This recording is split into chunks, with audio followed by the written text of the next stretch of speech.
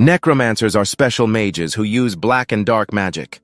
A long time ago, the Emperor of the Tanhen Empire sent 500,000 soldiers to wage war. In response, Kaizen, the main headquarters, only needed to send 10 necromancers to fight that mighty army with just 10 necromancers. But those 500,000 soldiers were quickly turned into corpses, and the Tanhen Empire was left with nothing. The rotting corpse of the former emperor suffered a tragic end. It was placed on the empire's own throne, and that's how the necromancers seized power in the new era and conquered half the continent. But another power also threatened their rule. The priests who ruled the other half of the continent were the only villains in the eyes of the necromancers who used divinity to serve the goddess of the hearth. The continent was maintaining a fragile peace between the two opposing forces, but none of that mattered in a place called Les Hill, a small town unknown even to its neighboring villages. And the main character, Simon Florentina, is the heir to this fiefdom. And of course his background was anything but simple. His father was a necromancer while his mother was a priest. Even Simon couldn't understand how his parents could have ever met. He thought he would live a peaceful life here. But he suddenly received a letter from a seemingly harmless lowly who was actually Nephthys Arctoid, the main culprit in turning the Tanhen Emperor's corpse into a puppet. She was also the corpse witch who had lived for over 300 years. The letter was an acceptance letter to Kaizen Academy, the heart of the Dark Alliance, and the headquarters of the Necromancers. From that moment on, Simon's life changed completely after meeting Nephthys that day. Simon began the busiest week of his life, all to prepare for Kaizen. His parents said school life would be very interesting and that he would have fun there. But Simon's sudden admission made them worried. For 3 days that week, Simon didn't sleep at all while creating a core with his father's magic. On the remaining days, he learned breathing techniques and how to use dark magic. A week later, Simon departed for Kaizen with his father. Amidst everyone's farewells on the way, Simon trained relentlessly under his father's guidance. Gather the magic floating in the air around you into your body and slowly create mana. Then transfer it into your core. That's all there is to it. Can you feel the mana solidifying inside your body? Seeing his son nod, Richard continued. Now guide that mana through your hand. That's right. Release it through your fingertips. Soon Simon created a black substance on his fingertip. That is the source of a necromancer's power darkness. The biggest difference between a mage and a necromancer is dark energy. Mana has properties similar to gas. It gradually loosens and dissipates into the air. In other words, darkness can be a solid or a liquid, so it easily coalesces and takes on different forms. So if you use this property of darkness, you can form it into a shape like this. Those who practice magic based on darkness are called necromancers, Richard explained while demonstrating for his son. It seemed Richard was no amateur. He understood dark magic very well. And because time was short, Richard focused only on teaching his son the basics of extracting darkness and channeling it into his core. Simon then tried to follow what he had just been taught. Soon he was able to extract a large amount of darkness and control it at will. Witnessing this, Richard couldn't help but be amazed. Unbelievable. It usually takes 6 months to 2 years for a necromancer to shape dark energy, but Simon succeeded in just 3 days. I knew he was talented, but such explosive talent can backfire. I postponed building his core, hoping he wouldn't repeat the mistakes I made when I was young. But now is the time for his talent to shine. From the look in Richard's eyes, you could see how proud he was of his son. But he was also a little worried about the times ahead. Just then, the dark energy in Simon's hand turned into a beautiful blue flame.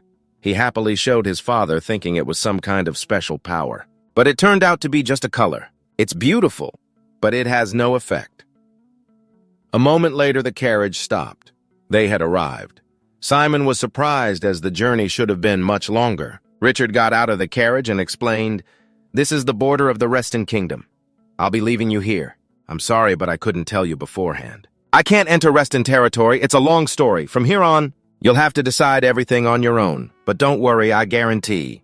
You can do better than anyone else, and I'm proud of you." Though reluctant, Simon understood it was time to leave his parents' embrace and live his own life. After bidding his father farewell, he continued his journey to Kaizen Academy. A week later, in the Preston Kingdom, Simon arrived at the capital, London. It was a huge city, with countless people and dark creations on the streets. According to the instructions, Simon had to go to 239 Camo Road to meet his guide, but since it was his first time in the city, Simon had no idea where to go. With no other choice, he asked a nearby woman for directions. But her face scared Simon to death. Although such things were normal with dark magic, Simon was still trembling with fear. After her detailed instructions, he felt a bit more at ease and bowed his thanks before leaving. As Simon walked away, a bald man approached the woman. It looked like he was plotting something. Following the directions, Simon was struggling to find his guide. Just then, the bald man from before approached and said, "Hey, kid, are you looking for 239 Camo Road? Or to be precise, cell 16AG, right?" Simon replied, "Oh, yes, that's right." "You must be the guide sent by Howell." The bald man immediately played along. "Yes, that's right. I'm the guide sent by Howell. You were late, so I figured you were lost and came to find you." After introductions, he said his name was Jolie and led Simon away. "Follow me, I'll take you to your lodging. I'm glad I found you before you ran into any trouble. There are a lot of scammers here who try to trick gullible travelers, you know. Pickpockets, merchants who rip you off, that kind of thing." Simon saw through it all, but didn't expose him yet. He followed the bald man into an alley and suddenly asked, "So are you planning to scam me too?" The bald man acted flustered. "Ha ha ha, I don't know what you mean." But Simon cut him off. "You tend to look at the ground and you keep touching your vest pocket. You're checking to see if your thing is still there, aren't you? Judging by the width of the pocket and the wrinkles, you have a knife in there," the bald man tried to explain. "Don't get me wrong, it's just for self-defense." But he had no idea that Howl was just the name of a species of goat in Les Hill. Seeing his plan exposed, the bald man trembled with rage. He pulled out his knife and yelled, "So you knew and you still followed me? Who the hell are you?" "Damn it, I don't care who you are. You'll be begging us for mercy soon enough." Just then, a group of men suddenly appeared surrounding Simon. It seemed the bald man never intended to act alone. He pointed his knife at Simon and shouted a threat. "Now put everything you have on the ground. Your clothes, your bag, everything." When Simon didn't comply, one of them rushed forward with a knife. "Hey, country boy, I don't think you get the situation. Do we look like we're joking?" But they had no idea they'd picked the wrong person. Knowing it was a trap, Simon still followed the man into the alley, which showed how confident he was in his abilities. With just a simple sidestep, Simon dodged the blade. He instantly grabbed the mugger's wrist and squeezed, making him scream in pain. I sometimes see people like you in my territory. Scumbags who blend into the crowd and cheat people with so-called protection fees. As the succeeding lord, it's my duty to clean up filth like you, the bald man yelled. "Ha, noble are you? All the more reason not to spare you. Everyone get him." Immediately after, a mob of thugs suddenly emerged from the alley. Seeing their numbers, even Simon felt this was not good at all. "Sorry, Dad. Looks like I'll be getting to Kizen later than planned." Just then, a mysterious person approached. "Ah, there you are. I've been waiting for you for a long time. Since you didn't show up, I had to come and find you myself. Looks like you're dealing with some trivial matters." The woman exuded an extremely dangerous aura. It seemed she was the guide Simon was supposed to meet. Although scared, the bald guy tried to act calm. He did not dare to charge in himself, but instead egged on his underlings. "Don't worry, we have the upper hand. Let's deal with them quickly and go." But that was his biggest mistake. This woman is a necromancer. You should count again. You must have noticed that building over there is a skeleton shop, right? Dark magic spread through the air, turning the pile of dry bones into skeleton soldiers. By the time the bandits realized it, it was too late. "We did not know you were a great necromancer. Please spare us." When asked which guild he was from, the bald guy immediately confessed, "The Clavan Guild, we are from the Clavan Guild." The woman said coldly, "Humph! From such a large guild and you are robbing poor travelers. Go tell that to Clavan, put your hands behind your back, and crawl to the security headquarters with your face to the ground to turn yourself in." The bald guy's face went pale as he repeatedly begged for mercy. The woman suddenly radiated a dense, murderous aura. "What is this? Are you trying to order me around? If you send a substitute or if your face is not scraped, I swear in the name of Kizen I will erase your guild from this continent." Hearing this, the bald guy trembled. "I'm sorry, I will remember your words." He knew what a necromancer could do, especially one from Kaizen. After dealing with the nuisance, the woman's attitude instantly became friendly. "You are Simon Florentina, right?" Simon still did not understand what was going on, so he answered awkwardly, Yes, that is me." "Thank you for your help, but who are you?" The woman blushed and introduced herself. "What do you think? I am your real guide. Let's go. My mother is waiting." Simon was then pulled to the town square, but he never expected the person she mentioned to be Neptis. Looking at them, you would never guess they were mother and daughter. To avoid a scolding, Neptis changed the subject. "Simon, you must be tired from the long trip. I hope you learned something from Richard Simon, then manifested his blue darkness." This rather surprised Neptis and her daughter Lauren. It had been a long time since they had seen anything like it. But looking at the darkness, it did not seem very stable yet. That is something that will improve during his time at the academy. Nephthys then winked at her daughter. I will leave the new student in your hands. I have faith in you. After all, Lauren was quite used to this sort of thing. So she readily accepted, and with that, Nephthys ran off to get ice cream again, leaving everything to her daughter. Lauren then introduced herself. My name is Lauren. I am a student at Kizen, just like you. Shall we get going then? Let's go shopping for the new semester. First, Simon was taken to a bookstore and handed a pile of books as heavy as a mountain.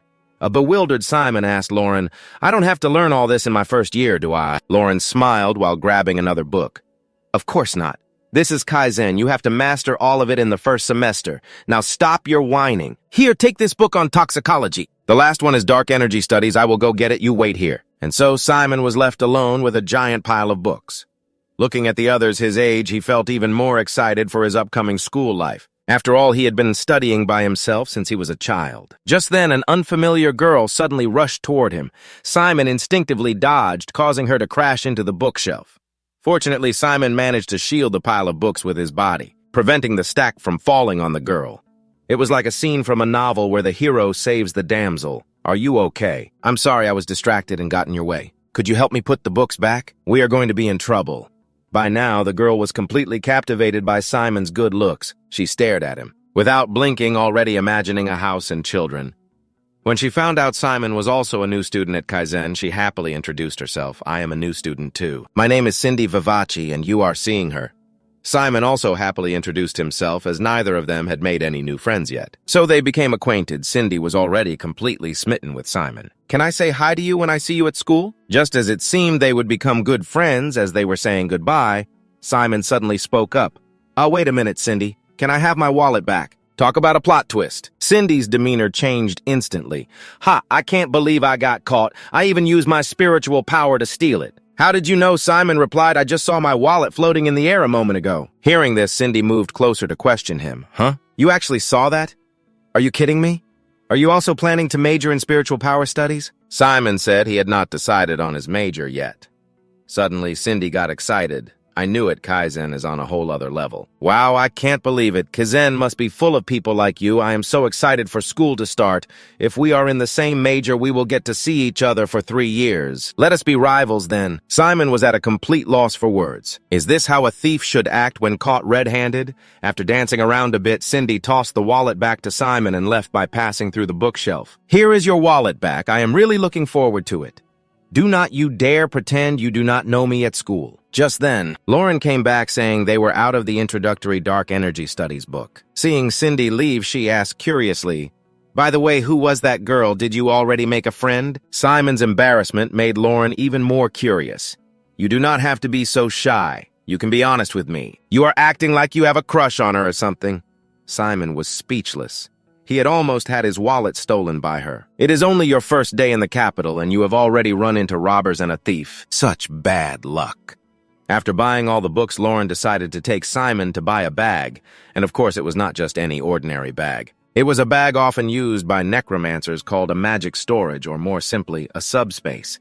As soon as he heard this, Simon's eyes lit up. He was very interested in necromancers' magic items, things he never saw back home. The moment he saw Lauren, the shopkeeper recognized a regular customer and greeted her enthusiastically. I heard you bought a bag not too long ago. I assume you are looking for one for this gentleman. Lauren immediately stated her request. Yes, he is new. So I am looking for a bag with the fewest restrictions possible. Do not show us any subspaces that require walls or a floor. We often fight on open plains. As someone with plenty of knowledge and experience, the shopkeeper immediately presented a ring. You are right. You think of everything, Miss Lauren. In that case, I will show you an item that is not yet on the market. It is for your eyes only. Put the ring on and channel your dark energy into it. You will then feel like you are touching a handle. Pull it out. As Simon followed the instructions, a vast space opened up beneath the ground. This subspace is a creation of Galen Eclipse, the young master craftsman of the new generation. It can hold up to 4,000 UB. This subspace can be opened on the ground regardless of the terrain, even on sloped or rough terrain. The space inside has 7 enchantments, including a first-class preservation charm and temperature control charms. An invisibility charm is activated to hide your location from enemies. And of course, it also has an ejection feature. This item is absolutely incredible. But Simon was quite worried about the price he would have to pay at this shop. When he heard the price of 5,000 gold from the shopkeeper, Simon froze. That tiny item was worth Les Hill's entire annual budget. But Lauren did not hesitate and confirmed the purchase instantly. Seeing Simon's worried expression, she explained, "Do not worry, this is my mother's money, not mine. I do not know the details, but my mother owes your parents a great deal. Think of this as her repaying that debt, so please do not refuse."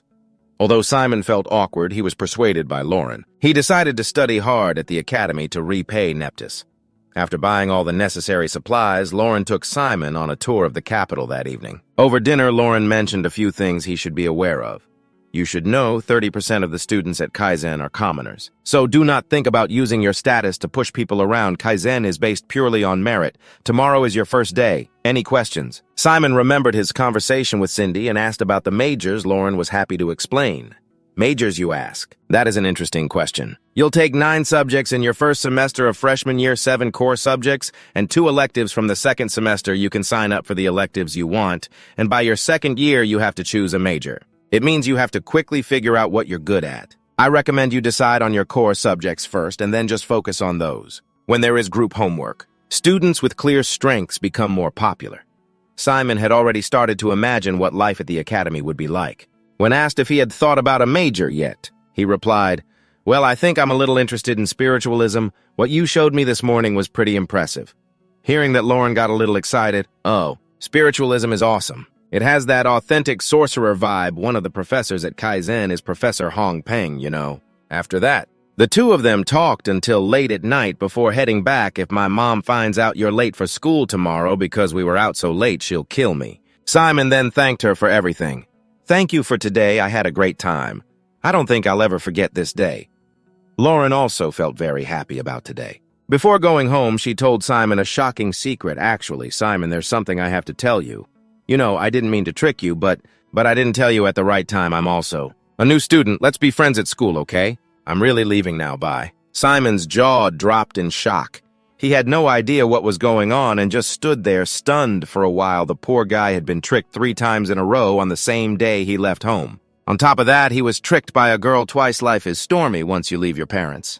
The next day, Simon went to the dock to go to Kaizen. Everyone here had their own unique style. Simon was probably the most normal one. Yesterday, Lauren had told him that she would take a different route, so the next time they met would be at school. After confirming his identity, Simon was allowed to board the boat. At this moment, he noticed something strange. The bow of the boat was somehow pointing towards the mainland. What a strange way to moor a boat. Just then, a loud young man attracted everyone's attention. There must be some mistake. "I'm at the top of the waiting list, yet not a single person gave up their admission. Is this how Kaizen operates? Contact Kaizen, there's definitely been a mistake," a purple-haired young man shouted. He grabbed the person in charge by the collar and kept shouting. The people around began to whisper, "This happens every year. There are always kids like that. The ones who can't accept the results, but he's at the top of the wait list. He must be really disappointed," the purple-haired young man kept shouting. "I am Lucius Caron, heir to the earldom of the Reston Kingdom. Contact Kaizen headquarters." Now this is an order. But even after revealing his background, it had no effect. "Please go back. Your name is not on the admission list." Unable to control his anger, Lucius grabbed the person in charge by the hair and was about to throw a punch. "How dare you, you servant!" At that moment, Simon grabbed his hand and stopped him. "Stop it." But this made Lucius even more furious. "Who the hell are you? Let go!" Simon didn't bother to argue and directly used his strength to squeeze, making Lucius scream in pain. Even though he was on his knees trembling, Lucius didn't lose his arrogance.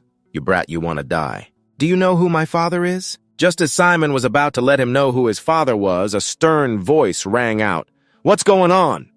The owner of this voice was Professor Silas. As soon as they saw him, everyone suddenly fell silent. Only Lucius stubbornly continued to shout, "Please, this isn't a joke. Call Neptys right away. I'm at the top of the waiting list. There must be a mistake with these admission results. Do you think you can treat me like this?" Silas didn't say a word. He just snapped his fingers. Lucius was instantly covered in a pool of blood. "I don't have time for this. Everyone on the boat, you too." The students who witnessed this scene buzzed with discussion. "That's blood dark magic. First-year students also get to take his class right." Only Simon was concerned about Lucius's condition. As he was about to ask, Silas cut him off. "Don't worry, he's still breathing." Hearing that, Simon felt relieved and boarded the boat. When everyone was seated, Silas instantly enveloped the entire boat in magic. Simon was still wondering how the boat could possibly set sail, when suddenly a tidal wave crashed down. A giant whale jumped out of the water and swallowed the boat. In an instant, it was an Andes. It lives underwater and follows Kizen's orders. The underworld whale is a sea monster that can travel to any sea in the world and will swallow any place Kaizen designates. And once a year, it takes Kizen's new students to school at a terrifyingly fast speed. After traveling for a while, the students were allowed to get off the boat and stroll around inside the whale's belly. The weather in here was quite pleasant, and there were even people living here just then. The guy sitting next to Simon decided to strike up a conversation.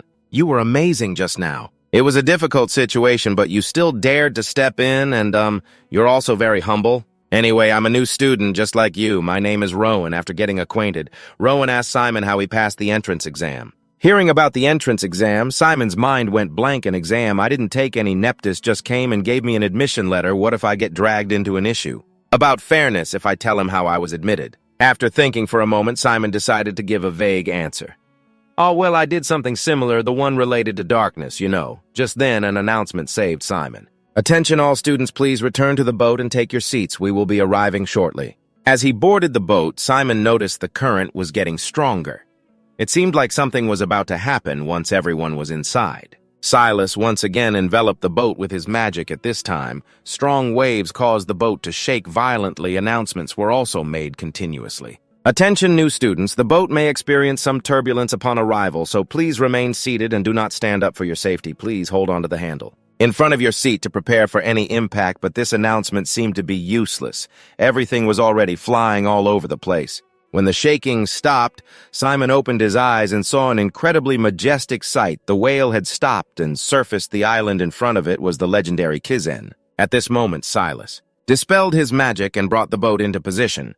The new students were then instructed carefully. "New students, please, line up in rows of 4. Once everyone is in line, we will distribute the uniforms. Male students will use the changing room on the right. Female students to the left. You have 5 minutes to change and reassemble outside." The stylish uniform was exactly as his father had described, which made Simon very happy. He could even wear this uniform to a party. Not only that, the uniform was also enchanted with magic. It had a dual function as a combat suit and was even sturdier than regular armor. After changing, everyone gathered again and headed to the lecture hall. After seeing the girls' uniforms, the boys couldn't stop staring. Typical male instinct. On the way, Rowan shared some information with Simon.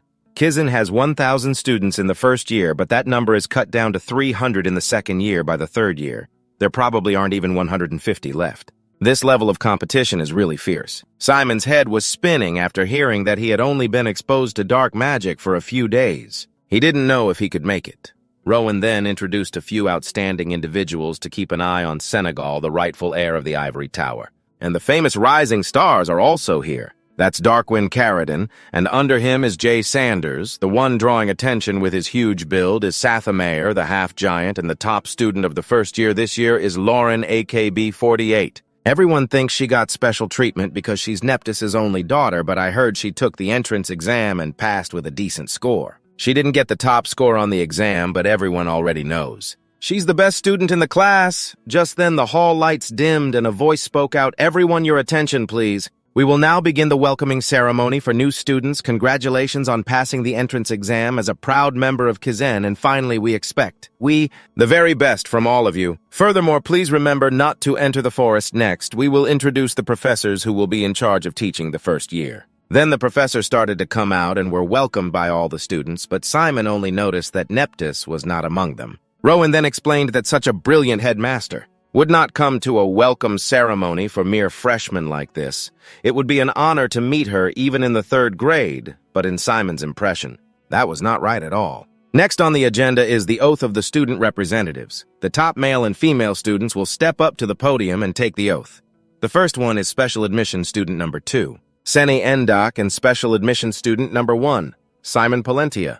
When Simon heard his name called, his jaw dropped in shock. He had not been told beforehand that he had to go up on the podium to speak. In front of all the new students like this, Rowan beside him was even more surprised. He never expected that his new friend was actually the top one. With no other choice, Simon had to stand up and go to the podium. The other students saw this and started to gossip. They were curious how such an ordinary-looking guy could get the top spot. Seeing that Simon seemed nervous, Sane reminded him that it would be fine as long as he read the written words. Simon then took a deep breath and read aloud after Senna, "We solemnly swear, blah blah." After a series of boring ceremonies, the first class started immediately. And as expected, Simon became the center of attention in class. He ranked first in the special admission right.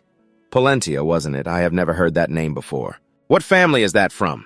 Simon was extremely nervous. He was afraid that if the fact that he got in through the back door was discovered, he would be doomed. Are people gossiping about me? I am starting my first day of school feeling anxious and restless.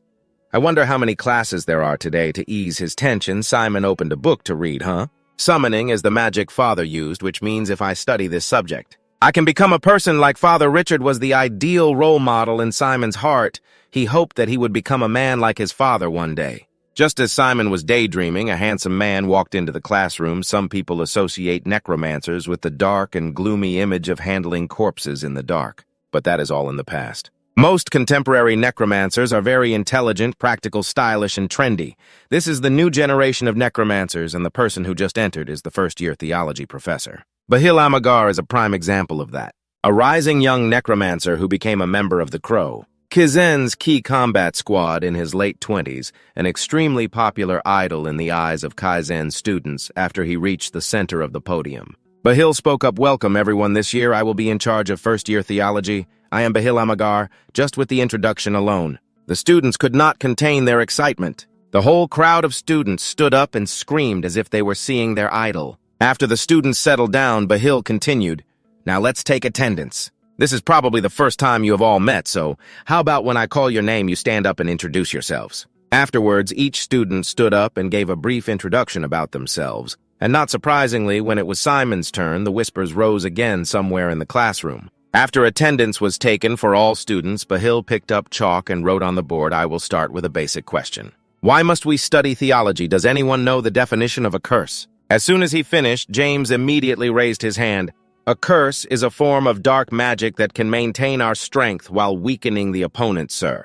Bahil was very pleased with this answer. "Very good, James, but some students might not be able to picture it. If we simply say weakening the opponent, so let me give you an example. If there are two knights with the same skill level, they begin to duel and fight with all their might, they tire each other out and just wait for the other to make a mistake. They have exchanged about 20 blows, but the opponent has not surrendered at that moment. One of the knights shouts and glares at the other with a menacing look. The killing intent makes the opponent's face turn pale, and finally the sword cuts across his shoulder. He starts bleeding and his movements become shaky. The knight begins to seize the chance to win. He pressures his opponent, attacking his legs to stop him from moving, throwing sand in his eyes and using the scabbard to hit his helmet to distract him. The fight becomes intense. And finally, the knight beheads his opponent, his head falling to the ground. With the verbal description and illustrations, all the students were engrossed in the example and concentrating hard. After giving the example, Bahil looked towards the students and asked, "Do you understand? Even the most primitive and barbaric armed conflict is just a series of actions to weaken the opponent and achieve victory step by step. Now I will demonstrate to you how modern necromancers fight the way a contemporary necromancer would take this person down. It is with just a single move and they win." After hearing that, all the students exclaimed in amazement. According to him, necromancers are so terrifying and cool. Bahil then continued his lecture. "A curse is the simplest and mildest among the various dark magics. Another of its attributes is its fast activation. Moreover, it only takes a small amount of force to effectively make an opponent tremble at this point." Bahil suddenly stopped and walked towards a student before the student could understand what was happening. He was knocked down on the spot by Bahil's curse spell. Then he pulled out a knife and struck a cool pose. This is how modern necromancers fight. This pose directly captivated all the students in the class. "The professor is so cool. Theology is the best. This is truly the art of high-level psychological manipulation." After lifting the curse from the student, Bahil continued, "I do not know which major you will decide to sign up for, but I bet more than 80% of you will continue to choose my course in the second semester. Theology has perfect compatibility with other subjects. I encourage you to train your special abilities, while still cursing your opponent when the opportunity arises. That is the most effective way to achieve victory. I personally think theology is the core of modern necromancy. The reason behind this is the priests, because theology is the most optimal method to fight against our enemies. Your main one speaking of this issue. The atmosphere suddenly became tense. Everyone knew how strained the relationship between necromancers and priests was. Bahil continued. I ask you, all necromancers have curses and priests have blessings. The difference is that one buffs while the other debuffs the target. Now, can anyone explain why a curse is better than a blessing? Once again, James was the first to raise his hand, James Victoria answering, Sir. Casting a curse is faster than praying, so a curse can stack its weakening effect faster on the target. After hearing that, Bahil smiled. That is an interesting opinion. But you are wrong. If we are only talking about casting speed, scholars agree that when a curse is aimed at a resistant opponent, it is slower than a ray of blessing from a priest. Anyone else? At this moment, a hand rose from the back, Hector Morin answering, because it is almost impossible for someone who has been weakened to recover. If they only train? This answer made Bahil very satisfied, and he decided to remember this student's name. Hector is right. That is because curses do not lose their effectiveness when people train. We all train ourselves under normal conditions. Our skills depend on whether we can perform well or not. When all environmental factors are under our control, however, humans are more sensitive creatures than we think they can break down from the slightest changes. In other words, you do not need to cut off the entire arm of an archer aiming at you to win. You can obstruct his vision with conjunctivitis, make him vomit, mess up his sense of distance, or divert his attention with another object. With these methods, you can avoid the arrow aimed at you. Necromancers have many ways to disrupt an enemy's state. Just think about it when you are tired or have a stomachache. Not many people can fight back against curses, right? You can only run away. So remember, we must find ways to weaken the opponent instead of strengthening ourselves. Now we will learn how to cast curses on our own. Immediately after, some teaching assistants brought out the cursing tools. To each student, Simon looked extremely bewildered upon seeing these things. He did not expect to be learning magic from the very first session. You don't know a damn thing. Bahil's words seemed to mock Simon. It is a bit embarrassing for a Kaizen student to use an adjustment device, but since this is our first class, it is unavoidable. It can be used to solve the problem, but you should not depend on it too much. Remember to be careful. Simon did not even know what the thing in front of him was. Then how can I even use it? He's on the verge of tears now. At this time, Bahin began the practical exercise. We will now practice the exhaustion curse. Grasp the handle of the regulator and channel dark energy into the key mold to form a circle. A successful magic circle depends on how perfectly you create the ancient script.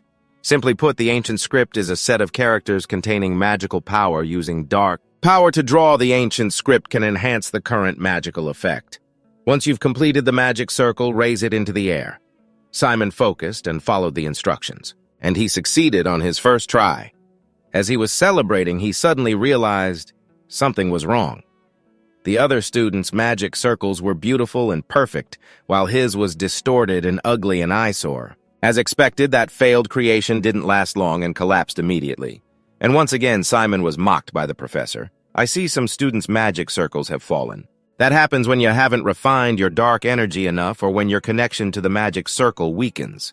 Try again. As for those of you who can maintain the magic circle in the air, we will proceed to the main part. With your regulators, aim at the plant on your desk and cast the curse. If there's a noticeable change in the plant, then the magic circle is effective.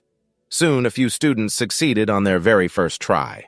Meanwhile, Simon couldn't even create a proper magic circle. Bahin then continued, I'm starting to see a difference in your skills. If you succeed, continue practicing to increase your speed in completing the circle.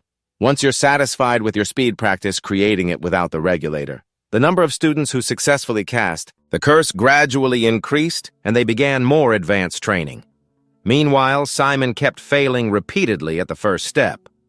What's the problem? Why am I the only one failing? Am I doing something wrong? Suddenly, Simon recalled what Neptus and Lauren had said about his dark flame. That's right. If I'm still not proficient in using mana like Neptus and Lauren said, I should start with the basics. The professor said the error was insufficient refinement or a weak connection. So instead of channeling mana directly into the core, I'll try to gather as much as possible first. Then I'll transfer it all into the core at once. After a moment of concentration, Simon's dark flame flared up. The dark energy had become more stable. Now I just have to try again before the magic circle collapses.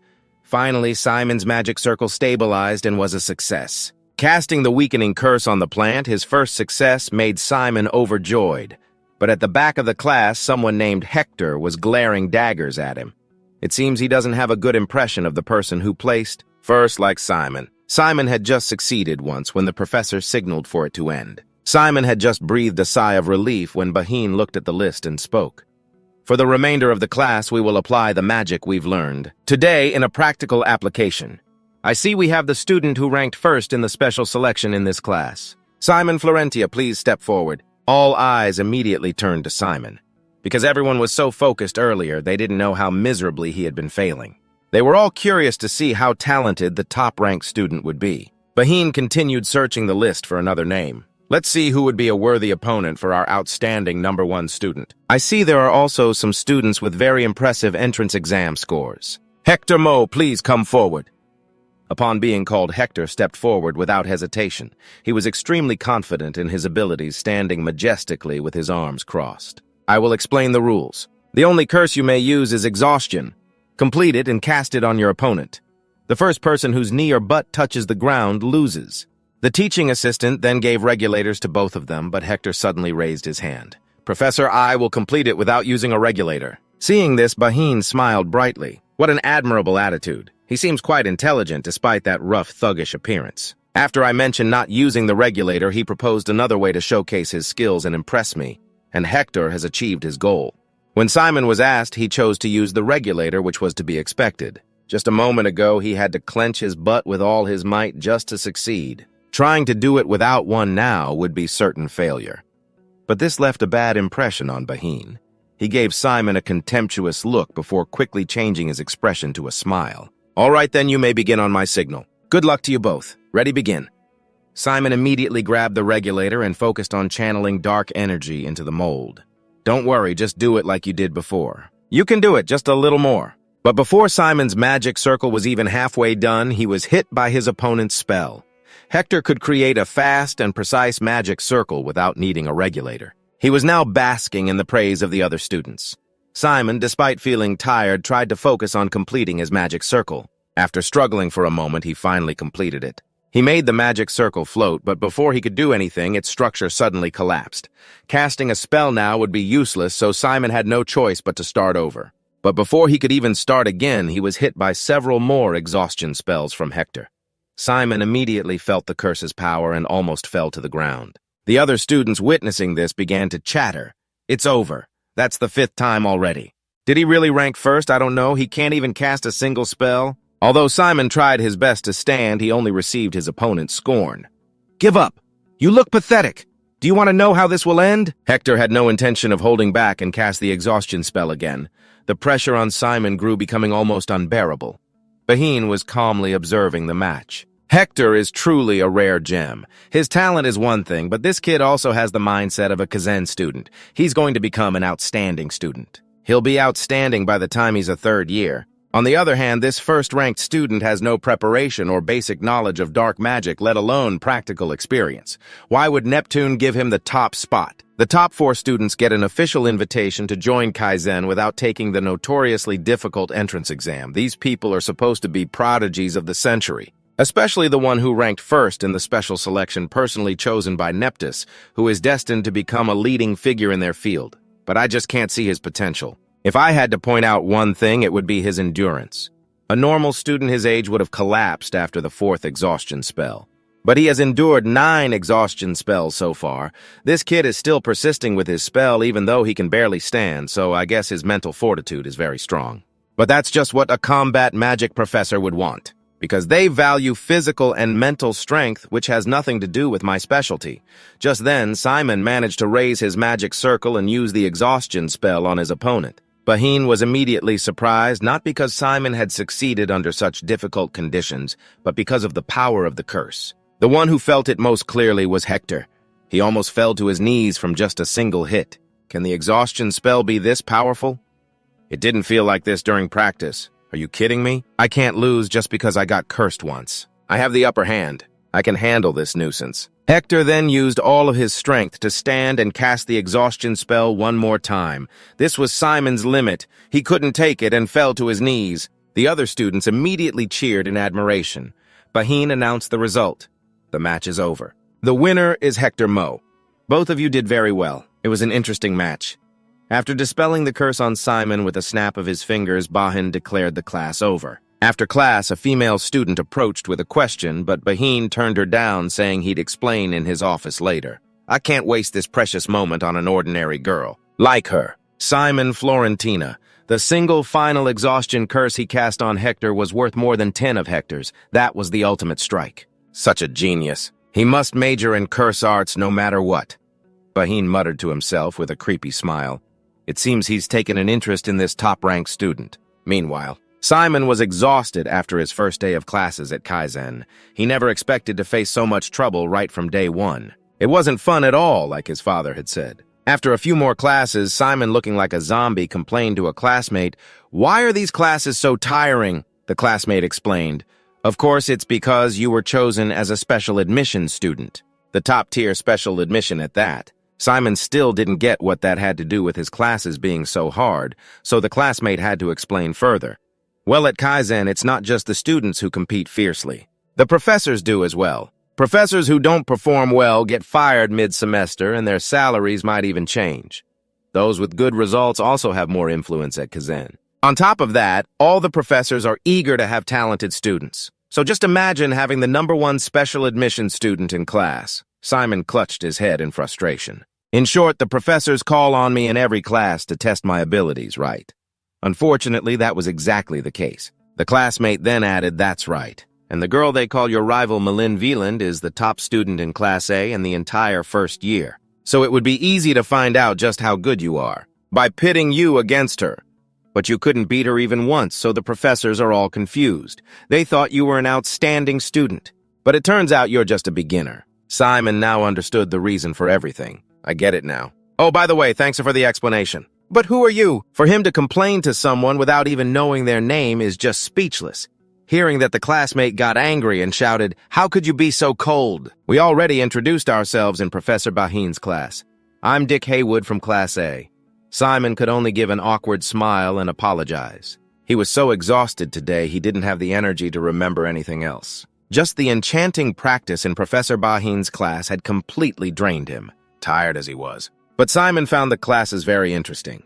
He was eager to learn dark magic and become a necromancer like his father. Although he found this new friend a bit strange, Dick was kind enough to warn him, "By the way, Simon, there's a serious problem.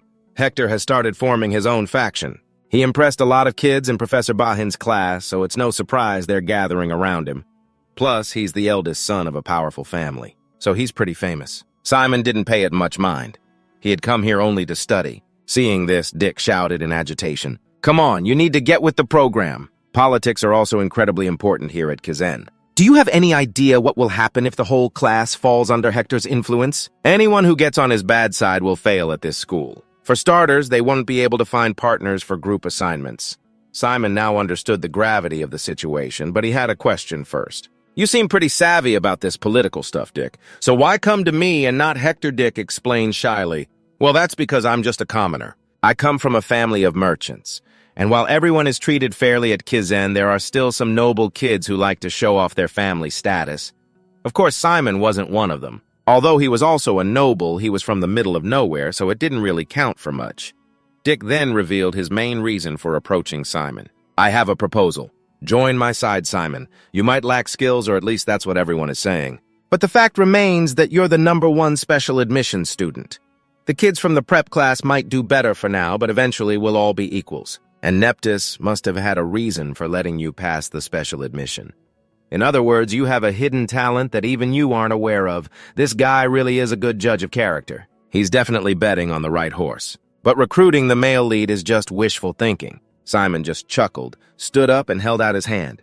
"I don't really get this whole faction thing, but how about we be friends instead?" Dick cringed when he heard that. Hearing that word here at Kaizen feels really weird. This guy is so cheesy. How could he understand that for a main character, the power of friendship is on a completely different level?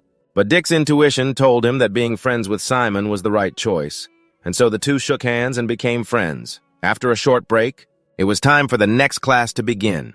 Knowing it was summoning made Simon extremely excited. "Now I can summon creatures just like Dad." As Simon walked into the classroom, he was met with a barrage of sarcastic comments. "Oh, look, it's the #1 special admission student. The biggest joke in Kaizen's history. He's supposed to be better than Suna Saddle and Lauren. What a joke. The ones saying this were just trying to suck up to Hector. Meanwhile, Hector stared intently at Simon as if he were prey. He wouldn't pass up any opportunity to bring Simon down. Seeing the tension, Dick encouraged him. "Don't pay them any mind, Simon. They're just a bunch of attention seekers." But Simon couldn't be bothered with such nonsense. His mind was completely focused on the summoning class. Just then, a shabbily dressed man shuffled into the lecture hall. The students started whispering, assuming he had wandered in by mistake. To them, Kizen's professors were all polite and elegant, but reality was different. This man was Aaron Dia, the first-year summoning professor. After introducing himself, Aaron immediately started the lecture. Summoning is the root of all necromancy and of history itself. Scholars may not admit it. But it's hard to deny that our origins lie with coffin makers, grave robbers, and perverts. If you have ears, I'm sure you've heard many stories about summoning being outdated. No future hard to learn, too many limitations, and so on. Almost every prejudice you've ever heard is true. The entire class was stunned.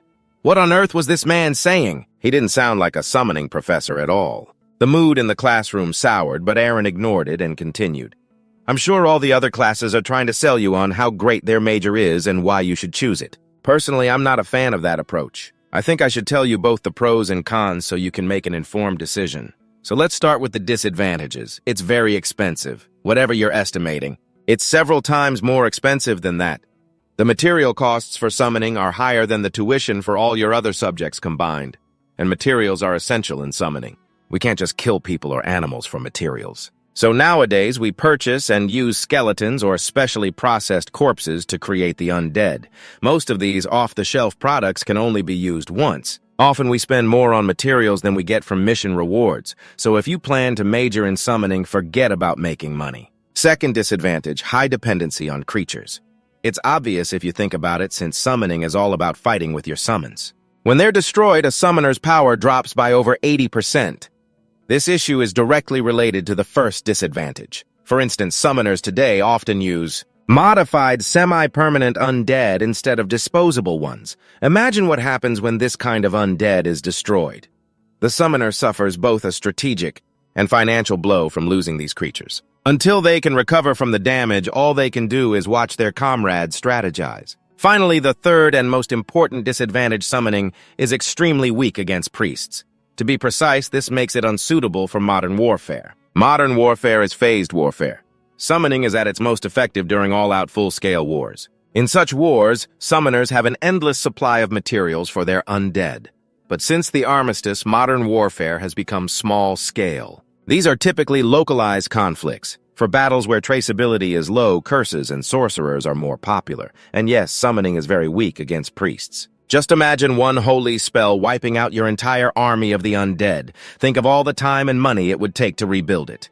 There are many disadvantages, but the final decision is yours. Just then, a hand suddenly went up. "Professor, I'm James Victoria. I'd also like to know about the advantages of summoning studies." Aaron's mood suddenly soured. "I don't recall giving permission for questions." Aaron sighed in frustration and continued lecturing on the advantages numbers diverse tactical abilities. And support from summoned creatures. He gives such a detailed analysis of the disadvantages, but the advantages are so one-dimensional. "Is this professor really teaching summoning?" Aaron then said seriously, "Whether you want to take this course in the second semester is up to you, but remember one thing, don't even dream of stepping into this field. If you don't have enough courage, if you plan on crying, whining, or despairing, or if you want to ask my opinion on changing majors after your second year due to financial issues or whatnot, don't even think about pursuing this field with such a weak attitude, and if you think you want to major in summoning just because there's less competition, I will personally expel you, got it?" And that was it before the class even began. Aaron's words seemed to extinguish all the students' interest in this subject.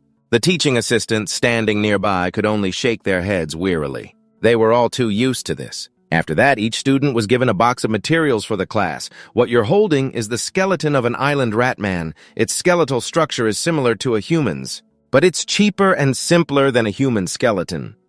Most beginners in this subject start with the island ratman, and here are the bone structure and the corresponding numbers." After the brief introduction, the students began to touch the skeletons.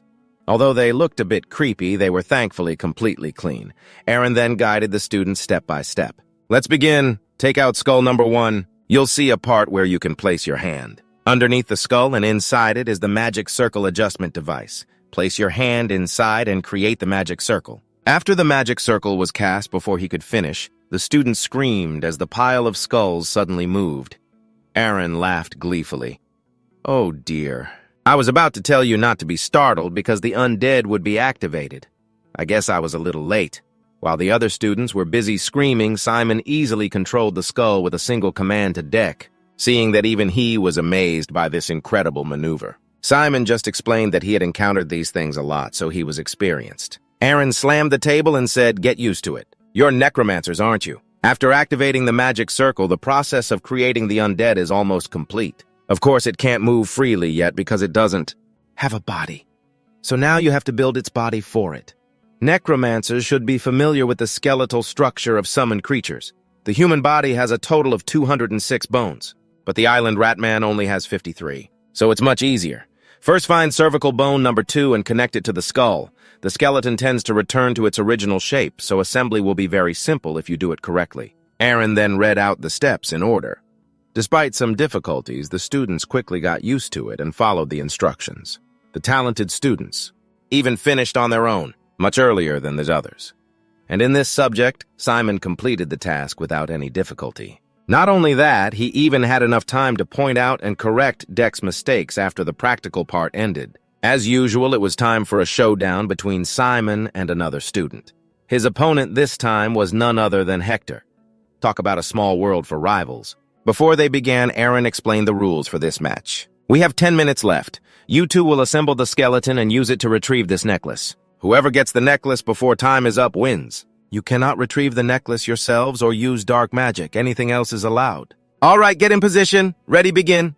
Simon and Hector immediately opened their material boxes and started assembling. Unlike last time, Simon was very confident he would win. But when he looked up at the board for the diagram, he discovered it had been taken down. It was clear they couldn't rely on any outside help. But Simon wasn't too worried. He just had to assemble the bones according to the numbers on them. But of course it wasn't that simple. There were no numbers on the bones at all. Aaron immediately explained, of course there aren't. The bones you just used were for the tutorial. The teaching assistant was in charge of numbering every single one. The skeletons sold on the market don't have numbers. Did I forget to mention that? A necromancer should be familiar with this kind of thing. After that, both of them began assembling the skeletons. Hector wasn't having any trouble at all. He slowly and precisely assembled each detail while Simon struggled, fumbling piece by piece, since this was his first time. So it was hard for him to remember the order of every detail. Aaron watched both students intently. The top-ranked special admission student had never assembled a skeleton before, and that big kid has already remembered the order and structure.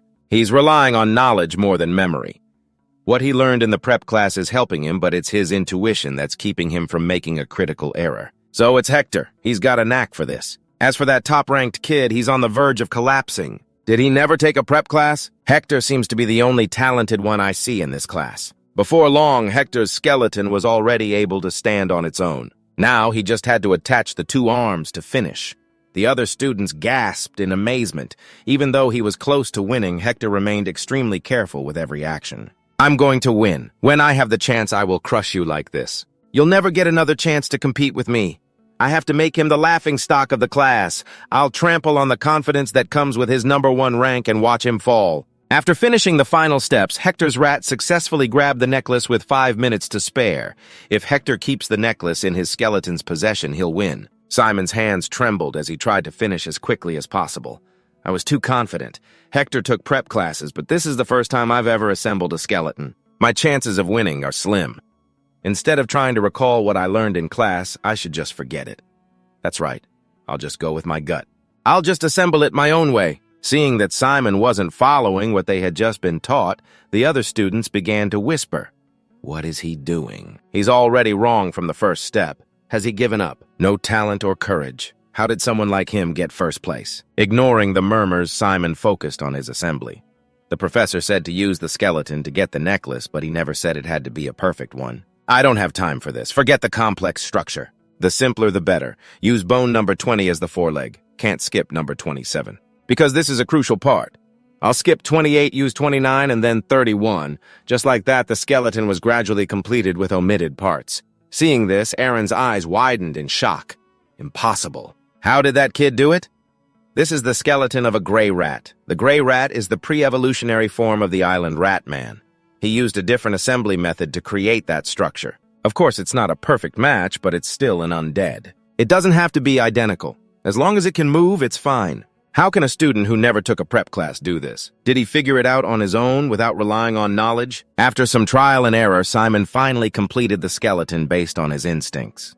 The other students sensed his determination and began to cheer for him with all their might. The top students were even more astonished after seeing what Simon did, and the most bitter person was Hector. Something is strange. I'm the only one who made a perfect skeleton. I did it in a short amount of time without looking at the diagram. I, Hector Mo, should be the center of attention. But why has everyone stopped cheering for me? Just then, Simon gave an order to the skeleton he had just assembled. Charge and get the necklace! But because it was missing a few pieces, his skeleton shattered upon impact. Hector saw this and was thrilled, thinking he had won. He thought he had won back all the glory and admiration from his classmates, but a main character's plot armor is never that simple. In an instant, Simon controlled the arm flying through the air to snatch the necklace successfully. Hector couldn't accept the result, so he loudly questioned the professor. This is unfair, Professor Aaron. This is absurd. You said we had to use the skeleton to get the necklace. This is just a single bone, not a skeleton. At that moment, Simon spoke up. A skeleton, you say? I don't think so. Before Hector's astonished eyes, Simon just waved his hand and his skeleton reassembled itself good as new with the necklace held in its mouth. How about now? I guess it's fair now, right? Hector was boiling with rage, but couldn't do a damn thing. Aaron then intervened, saying, That's enough, the winner is Simon Florentina. Hearing the result, Simon couldn't contain his joy. He held the skeleton up to the sky. Finally, he had won for once, and was no longer the laughingstock of the class. This was truly a sweet victory. In the professor's lounge, the first-year professors were sipping tea. While discussing this year's new students, everyone had already targeted a few genius students to pull to their side. After a while, the topic shifted to Simon. The #1 special admission student, as everyone was curious about how Simon performed. So they asked Baheen, who taught Class A today. Baheen replied, he lost to another student in my class. I'm not sure if he has great talent or not. Not yet, anyway. Hearing this, the other professors asked again, that's unexpected. But he's still #1. Is there really nothing special about him? Baheen didn't mention that Simon's curse was abnormally strong, but only talked about him withstanding 9 exhaustion spells. It seems he wants to monopolize this newly discovered genius student for himself. The other professors weren't very impressed hearing this 9 times, Stamina is indeed important, but that's not impressive enough for the #1 special admission student. Just then, Aaron walked in after finishing his lecture and was asked, you taught Class A today too, didn't you, Aaron? The #1 special admission student. What do you think of him? Aaron answered without hesitation, a slow and mediocre kid. He has a certain uniqueness in making some creative, though flawed, specimens. I don't think this year's #1 student is really all that special. No way he was chosen by Lord Neptune. These words made the other professors discuss animatedly, but this couldn't possibly fool Baheen. Did Aaron just create a smokescreen about him? He's known to be a difficult person, and for him to do something like that, it can only be because he really likes that #1 student. A slow, mediocre kid with some uniqueness in making creative, though flawed specimens, that's the highest praise Aaron could possibly give. A kid chosen by Neptus and noticed by the difficult Aaron. I'm getting more and more interested in this kid. Baheen then spoke up and asked, that's right, Aaron, that declaration you made last year, are you still going to stick to it? That you don't intend to directly mentor any student under you anymore? Baheen said with a sly smile, depending on Aaron's answer. So he could confirm his suspicions. Just as Aaron was about to answer, Neptus suddenly burst in, interrupting, Hello, everyone. Acting so childish, who would think this is a 300-year-old necromancer? The professors immediately bowed upon seeing Neptus. Baheen, however, took an ice cream bar from his pocket and offered it to Neptus, though his mouth refused. Neptus's arm was very honest. He happily took the ice cream bar. Ice cream really is the ultimate weapon for winning over children. Neptus then ate his ice cream while asking the professors about the new students on their first day. The professors vied with each other to praise the students they favored. They couldn't wait for the time they could mentor each of them individually. Seeing this, Neptus was very pleased. Good, very good report. Any problems you have anyway? Today is the first day, so go home early and get some rest. Just then, Aaron suddenly spoke up. Neptus, I would like to discuss a private matter with you. The other professors were extremely curious about what could make Aaron so serious. As for Neptus, he accepted this sudden request without hesitation. Before leaving, Baheen gave a meaningful smile. He's always so direct. But Lord Neptus won't let you get what you want so easily, Aaron. Meanwhile, Simon and Dick were having a headache registering for a dorm room because they were late. There were no more two-person rooms available. The worst-case scenario was that they would have to stay in separate rooms, but because they wanted to be together, they decided to check the other floors for any vacancies. Just then, 3 students, busy talking, bumped hard into the dorm manager. Not only did they not apologize, they also shouted, "Damn, what the hell? I told you to move. A mere staff member like you getting in our way. It's crushed at the corner because of you. What are you going to do about it, huh?" The manager didn't dare talk back and kept bowing to apologize, but that still didn't satisfy the insolent student. "Sorry, my ass, what are you doing just standing there?" "Move this right now!" Just then Simon stepped in. "Can't you see I'm talking to her?" Dick beside him also popped his head out and added, Yeah, we were here first. Don't just cut in like that." "Besides, it's obvious you intentionally ran into her hearing this," the student angrily shouted. "What's your problem? You guys are commoners, aren't you? Who do you think you are, suddenly?" One of them recognized Simon and stopped the others. Hey, wait, it's him, the #1 special admission student. The guy who read the declaration as the student representative in the auditorium after realizing Simon's identity. The 3 of them immediately bailed. Be more careful next time. Let's go." Seeing this, Dick burst out laughing. They're really just a bunch of posers who are all talk. After thanking Simon for his help, the manager led him to find a dorm room after rechecking the entire list. She told Simon, actually, there's one more room with 2 empty spots on the 4th floor. It's room 409, a 4-person room with a very nice view, and it's near the main staircase. Let's see which students are in the room. As soon as she saw the names, the manager immediately became flustered. Rooms 412 and 413 only have 1 spot left, but they're right next to room 409. Maybe we should check those rooms instead. But Simon wanted to room with Dick, so he asked about room 409 again. With no other choice, the manager had to explain her strange reaction. There's already a student in there. His name is Kazan Evan, and he was here last year too."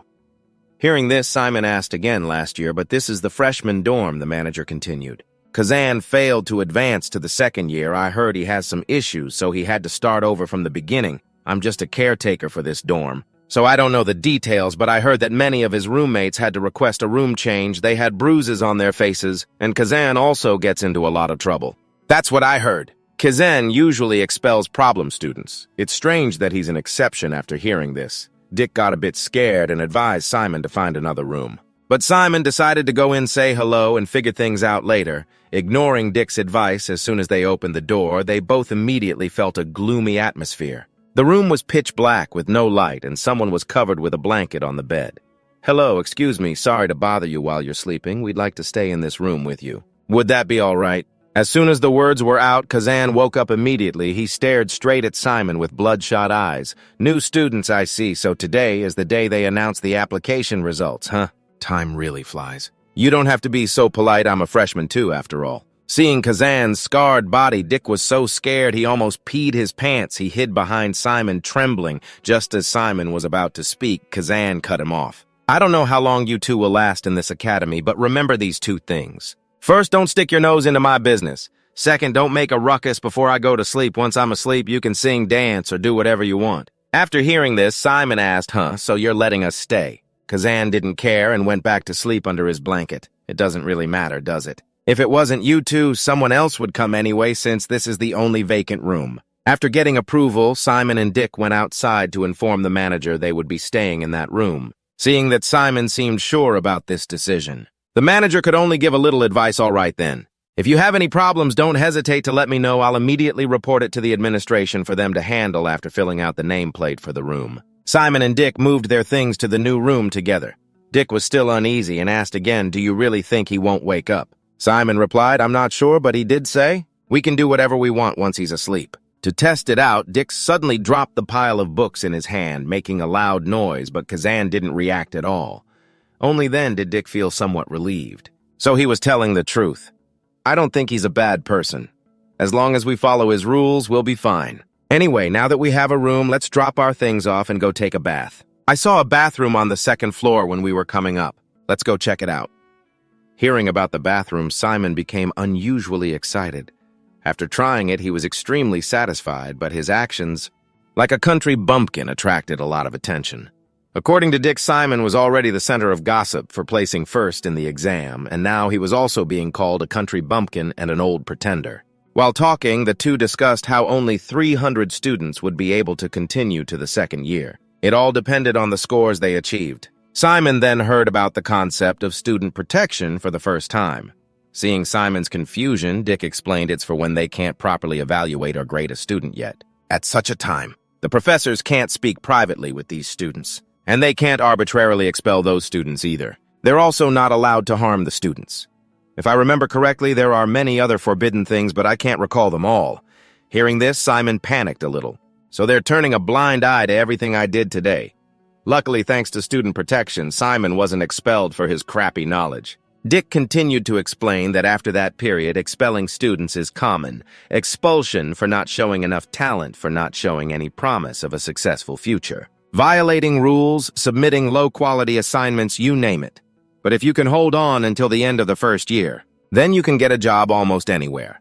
If you can survive this intense competition and officially graduate, you'll become a pioneer. In an era where every continent is developing, I think you can become anything except a member of the nobility. In fact, a small kingdom might even offer you their princess in marriage if you graduate from Kaizen.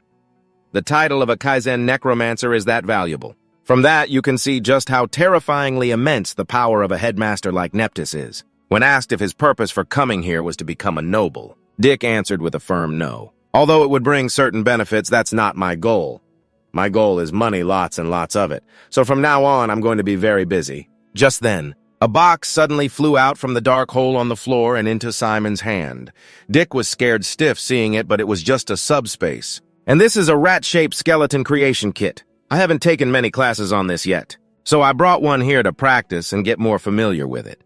I just don't want to forget everything I just experienced. Seeing this, a curious Dick moved closer. Are you going to follow the correct sequence this time? The answer was, of course, no. Simon would follow his own intuition and feelings. After a while of assembling, Simon completed the skeleton.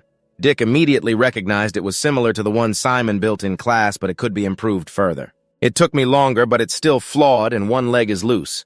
But the creativity alone was enough to leave Dick dumbfounded. He was completely astonished. However, Simon still wasn't satisfied with it. He placed his hand on the skeleton and apologized to it, then forcefully smashed it into small pieces.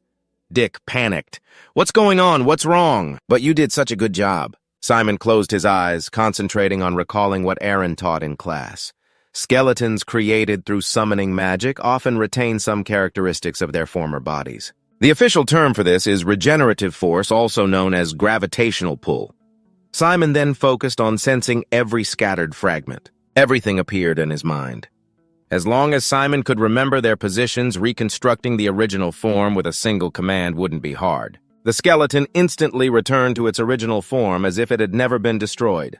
Dick stared at it and exclaimed, "Wow, it's still amazing to see it regenerate like this. How were you able to do that, especially when you didn't even prepare for it?" But being too sleepy, Dick decided to go to bed first, while Simon continued to practice a bit longer. Their first class tomorrow was Dark Power Studies. Alone now, Simon decided to follow the book. This time I'll follow the diagram. I have to connect it like this so the knee joint can rotate. These are the bones of a rat folk. If I arrange them differently, can it still move normally? Simon muttered to himself like a madman as he experimented. The experience he gained. He carefully noted it down in his notebook. The assembly formulas are standards established by necromancers long ago, so to reach this stage. They must have experimented and failed countless times just like I am now. Every exercise has its own reason and meaning. Only after reassembling it myself did I realize how great the past necromancers were. Simon talked to the skeleton as he assembled it, and it seemed to have a consciousness responding whenever asked. After a while of experimenting, Simon decided to stop there. A question formed in his mind. The skeletons his father used to help people in the fief, and the skeletons Lauren used to control the gangs. What do I lack compared to them? Simon would find the answer soon enough. The next day, Class A's Dark Power Studies professor Eric Ora was lecturing. Dark energy is the foundation of a necromancer, so I cannot overstate the importance of dark power studies. So how does dark energy create magic? To answer this question, we must understand the flow of dark energy, ancient runes, and the mechanics of magic circles. The origin of runes comes from the eternal torch of the Black Temple. At first, no one wondered why the torch there never went out. Why? Because people at the time considered doubting God to be blasphemy. One day, they realized the ash from the torch looked like letters. They were amazed to discover that these ordinary-looking letters were what created a miracle that sustained the torch's light. That is the story behind the origin of runes. This was all new knowledge, so it was fascinating for an eager learner like Simon. But for Dick, the class was so boring he fell asleep. Professor Eric then wrote on the board to illustrate his lecture on the mages and necromancers, who discovered runes, made countless attempts to create the modern, understandable runic language we have today. This is the runic language after those improvements. And these two magic circles are examples of using the improved runic language. The magic circle you see here cannot be activated. The difference between it and the activatable magic circle on the right is how the runes are applied to the magic. Therefore, with adjustment tools and the knowledge you've learned, you can use dark energy more freely. That concludes today's lecture. I have an assignment for you due next class. Using the unactivatable magic circle we used as an example, present how you would modify it. Include the calculations and formulas you use to make it work. Oh, and 3 students I call on next class will have to present their work. See you next class. As soon as class ended, Dick complained, "Oh my God, dark power studies is so hard.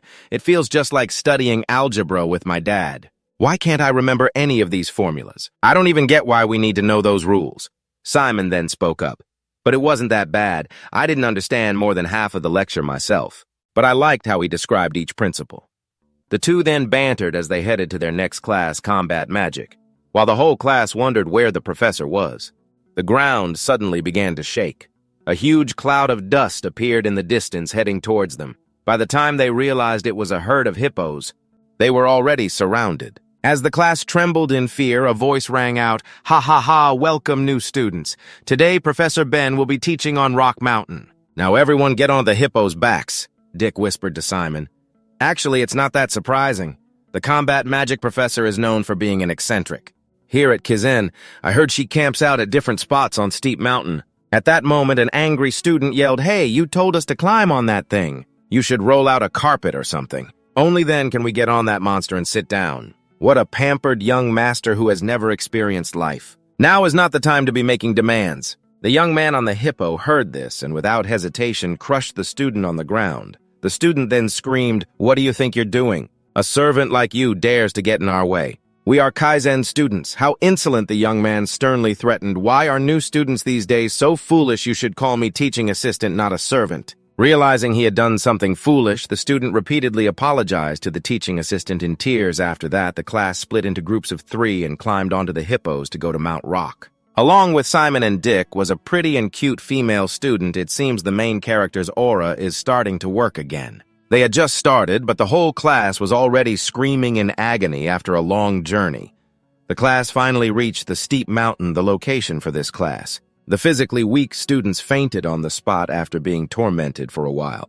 The remaining students were given a bottle of water to recover their strength just then. A flock of birds in the forest suddenly flew off in a panic, and a voice rang out, "Welcome students to the class. I am Hong Pentun Soka Malat. This semester I will be teaching you combat magic." This beautiful woman with a sturdy body is a legend among necromancers, a giant immortal monster who once burned down 4 Kunda Hydra fiefdoms. She is the one who, for 5 days and 5 nights, fought that giant immortal monster and single-handedly broke its 100 heads to claim a dramatic victory. This professor is good at everything except for her incurable lisp. Please stand up and form 4 vertical lines. The students were utterly confused, not understanding the request. Luckily, the teaching assistant was there to translate. So everyone knew to form 4 vertical lines. When everyone was settled into rows, Hong Pen immediately gave the order to depart and took off like a flash. The students didn't understand what was happening and could only blindly run after her. Students, a healthy body and mind is the foundation of combat magic, which stems from physical health, although Simon was physically superior to the other students. He was still amazed by this professor. "She's so amazing. How can she run like that? We all have 2 arms and 2 legs just like her." But the professor is on a completely different level. Hong Pen didn't even have a single drop of sweat. She was lecturing while running, training the body with dark energy as the foundation of this combat magic class. And we also learn about physical skills. Necromancers who primarily use combat magic are called combat-type necromancers if you reach a certain level like them. Dark energy will flow from your bodies as smoothly as silk. The dark energy will take the form of clothing, something we call a dark cloak. This is a signature skill of combat-type necromancers. There, the trees are dense here. Be careful. As the class entered the forest, things became more difficult. Students with poor stamina like Dick could only sigh, "Man, I'm so jealous of the kids who are talented in this subject." And that was indeed the case. Some students were jumping through the tree branches as if they were taking a walk. Meanwhile, the majority of students couldn't keep up, even using all their strength. Even though he was exhausted and out of breath, Dick still had the presence of mind to ask someone else, "Simon, are you okay?" When Simon said he was fine, Dick still managed to whisper as if out of breath, "How can that be? Are you really okay?" Simon smiled brightly. "My hometown has a lot of hills and mountains, and it's been a long time since I've had such a refreshing run." Since enrolling in school, this was the first time Simon had felt this happy. He felt as if he were back in his hometown. After a while of running, Hong Pen had the class stop by a cliff. "All right, everyone, you must use dark energy to jump across the valley in front of us." Seeing the chasm before them, the students asked in fear, "Well, we have to jump over this." Hong Pen then calmly instructed, "You can do it, it just takes a little trick. It's just like when you erupt dark energy in the palm of your hand. But the difference is that we will use the soles of our feet." Hong Pen then demonstrated by leaping through the air with ease. Everyone saw that, right? You don't need to fly through the air. When you jump, release the dark energy through the soles of your feet like a rocket launching. The feeling will be like stepping out of the shadows with just a single, simple jump. Pen reached the other side with ease, and now it was the students' turn to do what they just saw while everyone was still bewildered, the few talented students from earlier. Seized the chance to show off and leaped forward first. Although a few of them almost fell into the chasm, they all made it across safely. Very good if you miss the timing, it can be dangerous like that. Next time you must release the energy earlier. Simon closed his eyes and muttered, stepping out of the shadows, it seemed he was trying to imagine what the professor said, but it looked like he was overthinking it. Dick thought that the more you think about it, the harder it will feel. So he boldly tried first. While in mid-air, he noticed Hader jumping higher, lost his concentration, and landed hard on his butt while Hader was the one who had jumped the highest so far.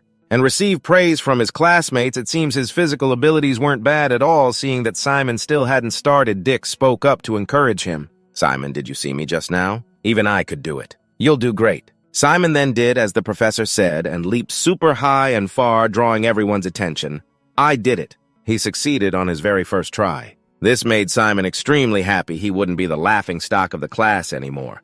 Even Hong Pen was astonished by his move, but Hader, who had been surpassed, was extremely bitter. Gritting his teeth after waiting a bit for the students who fell into the valley, Hong Pen had the class move to the next location. On the way, Dick showed Simon his notebook. "Oh, right, Simon, do you want to take a look at this on the way? It's the list of students to recruit for our class group. The class groups start next week, so we should prepare. I've listed everyone's names, their strengths, and their personalities. Look, this list was so complete and detailed that Simon was amazed while he had only just been catching up with his classes.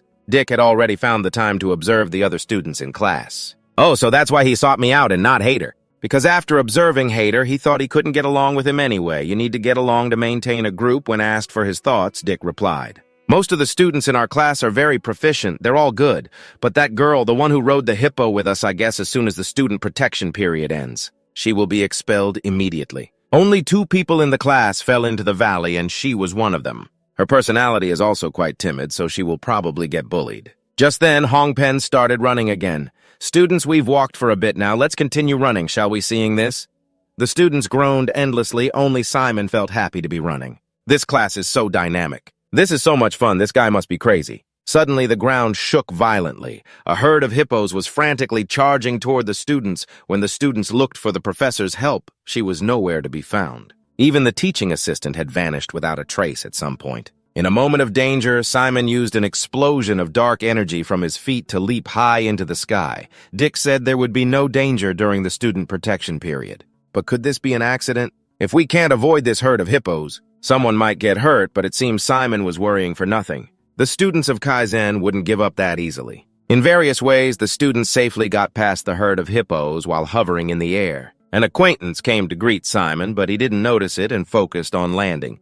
"It seems I have no right to worry about others. I was worrying for nothing. I can't believe I have to compete with 1,000 top students like this." Seeing Simon sigh, Dick thought he was scared. "Are you sure you're okay? You must be shaking." "Don't worry, all the hippos have been tamed by Professor Hong Pen. She's a combat master, but she can also use the power of the Brit bloodline. When I was up there, I saw the hippos just surrounding the kids who fell down. They didn't charge at them. At that moment, the teaching assistant appeared. Come on, there's no time to sit and rest.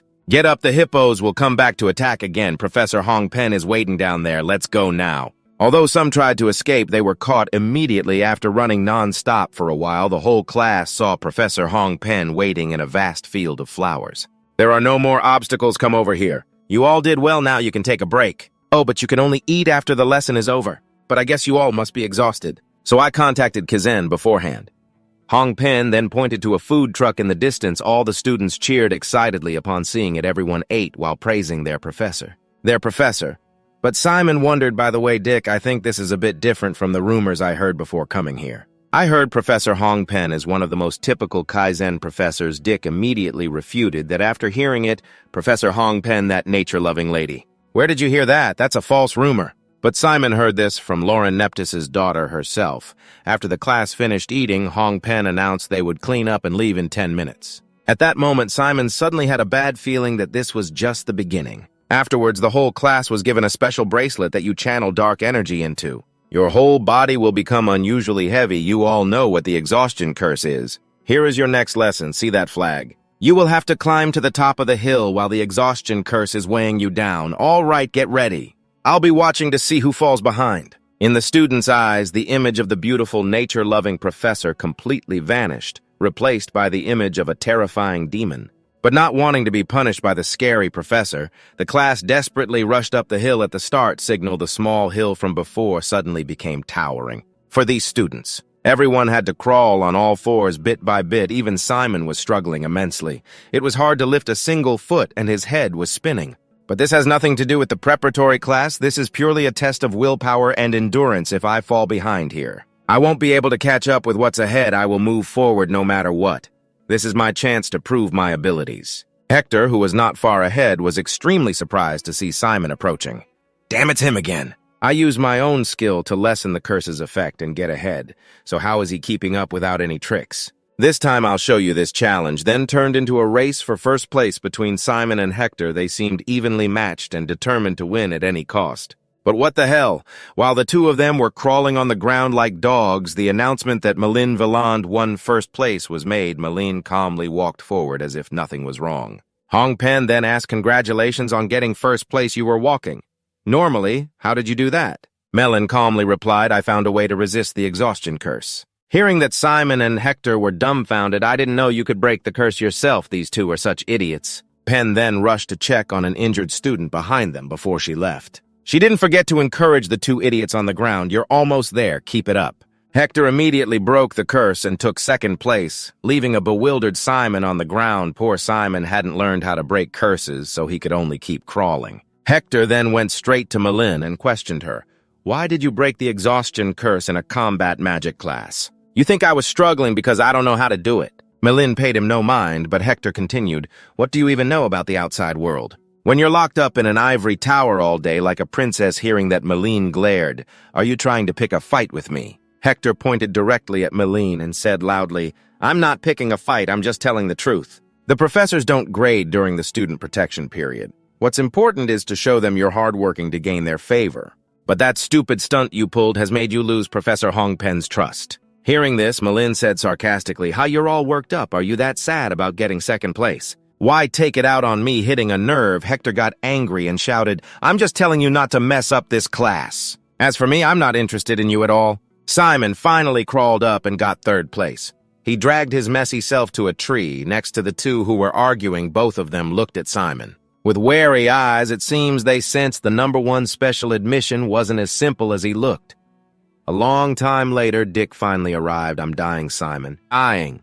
How do you think we're getting back? If I have to climb on those hippos again, I'll bite my tongue and kill myself. After the students had completed the challenge, Hong Pen gathered everyone while two assistants brought out 2 magic circles. Since you're tired, I contacted Kaizen again and got permission to use a temporary teleportation circle. It's for instant teleportation, so please line up. Then each student was teleported back to the school, but when it was Simon's turn, something strange happened. He fell on his butt in an unfamiliar place. Where am I? I don't think this is Kaizen. It looks more like my home in Lachille. Just then, Hong Pen's voice came from behind. Sorry for scaring you, Simon. Please have a seat. I will explain why you are here. The truth is, someone tampered with the teleportation circle. I had the assistants check it. The circle was mixed with a formula that clashes with some people's dark energy. That's right, Simon. When it was activated, you were sent to a place that isn't Kaizen. Can you guess who did this? No matter how I think about it. Simon couldn't figure anything out, seeing this Hong Pen continued anyway. Part of my responsibility is to protect my students from danger, so I had you sent home. Besides, I also wanted to speak with you privately during the protection period. Private contact with students is against the rules, but from what I've seen, the other professors have already broken the rules. Simon Florentia, how about you major in combat magic? If you want, I'm willing to take you as my disciple. Simon couldn't believe what he heard and asked again, you mean you'll take me as your student? Hong Pen was completely serious about this. That's right, it means I would be responsible for you. A professor teaches each disciple with a complete sense of purpose and responsibility. A disciple's achievements are directly linked to the professor's, and we can only take on 3 students each term. I want to give that opportunity to you, Simon. What do you think? Simon, still dazed, answered yes. He then quickly added, I still don't understand. I didn't really show anything in class today, Simon said with his head down, lacking confidence. I barely kept up with the other students. I even finished behind 2 others on the hill climb. The more he spoke, the more puzzled he looked, and it's only the 2nd day of school. I'm not sure why you'd offer me such an important position. Hong Pen said lightly, Simon, students care about rankings, but teachers only look at talent. She then asked, the way you released dark energy when jumping over the valley, was that your first time trying it? Simon quickly replied, yes. Hong Pen continued, even so you jumped the highest in the class, that's neither talent nor coincidence. Then she stated firmly, and when you climbed the hill, you only used your pure endurance and physical strength, unlike the other 2. Hong Pen continued casually to his dazed expression. You may think you haven't shown anything, but you've already proven yourself to me. Next, she asked excitedly, do you need more praise? Before Simon could say anything, Hong Pen added your physical strength, mental fortitude, and outstanding talent for dark energy. If you study combat magic, you'll become the best, Simon. In a few years, you might even be able to defeat me. Realizing she hadn't said it right, she corrected herself. No. I can make you stronger than anyone. Faced with Hong Pen's high praise, Simon could only stay silent, not knowing what to say. After a moment, he finally spoke up, Professor. Thank you for the offer. After speaking, he bowed apologetically, but I must refuse. Hong Pen was surprised, but asked politely, may I ask why? Simon answered honestly, I already have a field I want to explore right now. After hearing him, Hong Pen accepted without hesitation, all right. Thank you for being frank with me so we don't waste time. Unexpectedly, she then said, but that doesn't mean I'm giving up, making Simon blurt out in surprise, huh? Seeing he was still confused, Hong Pen kindly explained, you still have another year before you have to choose a major right. So I'll work harder to change your mind, Simon asked doubtfully. Huh, you still want to persist in convincing me? She replied, it's just my curious nature. Soon after, Hong Pen added how far Simon can develop. I want to know the answer, she said as she drew a magic circle. You don't have to be my disciple. You can come to me for help anytime. He replied emotionally, thank you, Professor. Less than a second later, she added, keep this a secret, okay? After all, we're still in the student protection period. Then Hong Pen spoke again. This time the teleportation will really take you back to Kaizen. Simone then happily replied, thank heavens. Next, she cheerfully waved goodbye. You can go now. See you next class. Simon obediently replied, yes, ma'am. Then he stepped straight into the teleportation circle Hong Pen had drawn for him without hesitation. Before teleporting, Simon politely said, see you again. Professor Hong Pen watched him leave with affectionate eyes as someone's voice called out to her. Professor Brad peeked in and asked Professor, how did it go? What did Simon say? She calmly replied, he refused. Hearing that, he couldn't help but wonder, how dare he refuse? Professor, why don't we choose Hickory? He's more talented in this subject. Honestly, I don't understand why you prefer Simon. Hearing this, Hong Pen stated bluntly, that kid is a genius, making Brad exclaim, huh. She said confidently, I've seen many geniuses in Kaizen. Hong Pen paused for a second, then continued, but this is the first time I've seen a genius like him. The scene shifts to another place. As someone was about to open a locker, Dick's voice rang out, why are you back so late? Simon thought for a moment and replied, probably a problem with the teleportation? He replied while drying his hair, is that so? Then Dick excitedly asked, hey, you'll never guess what happened to me. You won't believe it. Hearing that, he asked curiously what happened. He began to explain, when I stepped into the teleportation circle, it felt like I was hit. It felt like my body was blocked by something. Then Dick continued, when I was in an unexpected place, I was like, where am I? And it turned out to be. Finally, he concluded in a low voice. Professor Baheen's office. Simon couldn't believe it and asked again Professor Baheen, who teaches theology. Dick confirmed, that's right. Seeing him silent, Simon asked again. Then what? Dick replied, he just made me clean his office. The more he spoke, the more excited he got. The Kizen seniors told me the professor often recruits students through teleportation like this. Do you think I might have been chosen? Could I become his official disciple? Simon thought it was plausible and replied, It's possible. Dick immediately exclaimed emotionally, I can't believe I'm getting close to a big shot at. Kizen just like that. Then he jumped up and shouted, You know what an official disciple is, right? From now on, my school life will be a breeze. Thanks to the professor's authority, I can even avoid disciplinary actions and expulsion. Seeing this, Simon quickly tried to calm him down. Calm down. After pouring his heart out, Dick concluded, How can I be calm? Suddenly, Hector stepped forward and said contemptuously, That's the most ridiculous thing I've heard all year. A mere commoner like you becoming Professor Baheen's official disciple. Don't make me laugh, he thought to himself. Here we go again. Then he taunted, Oh my, this young master seems upset. You were supposed to be number 1, but the professor noticed me more, so you don't like it, do you?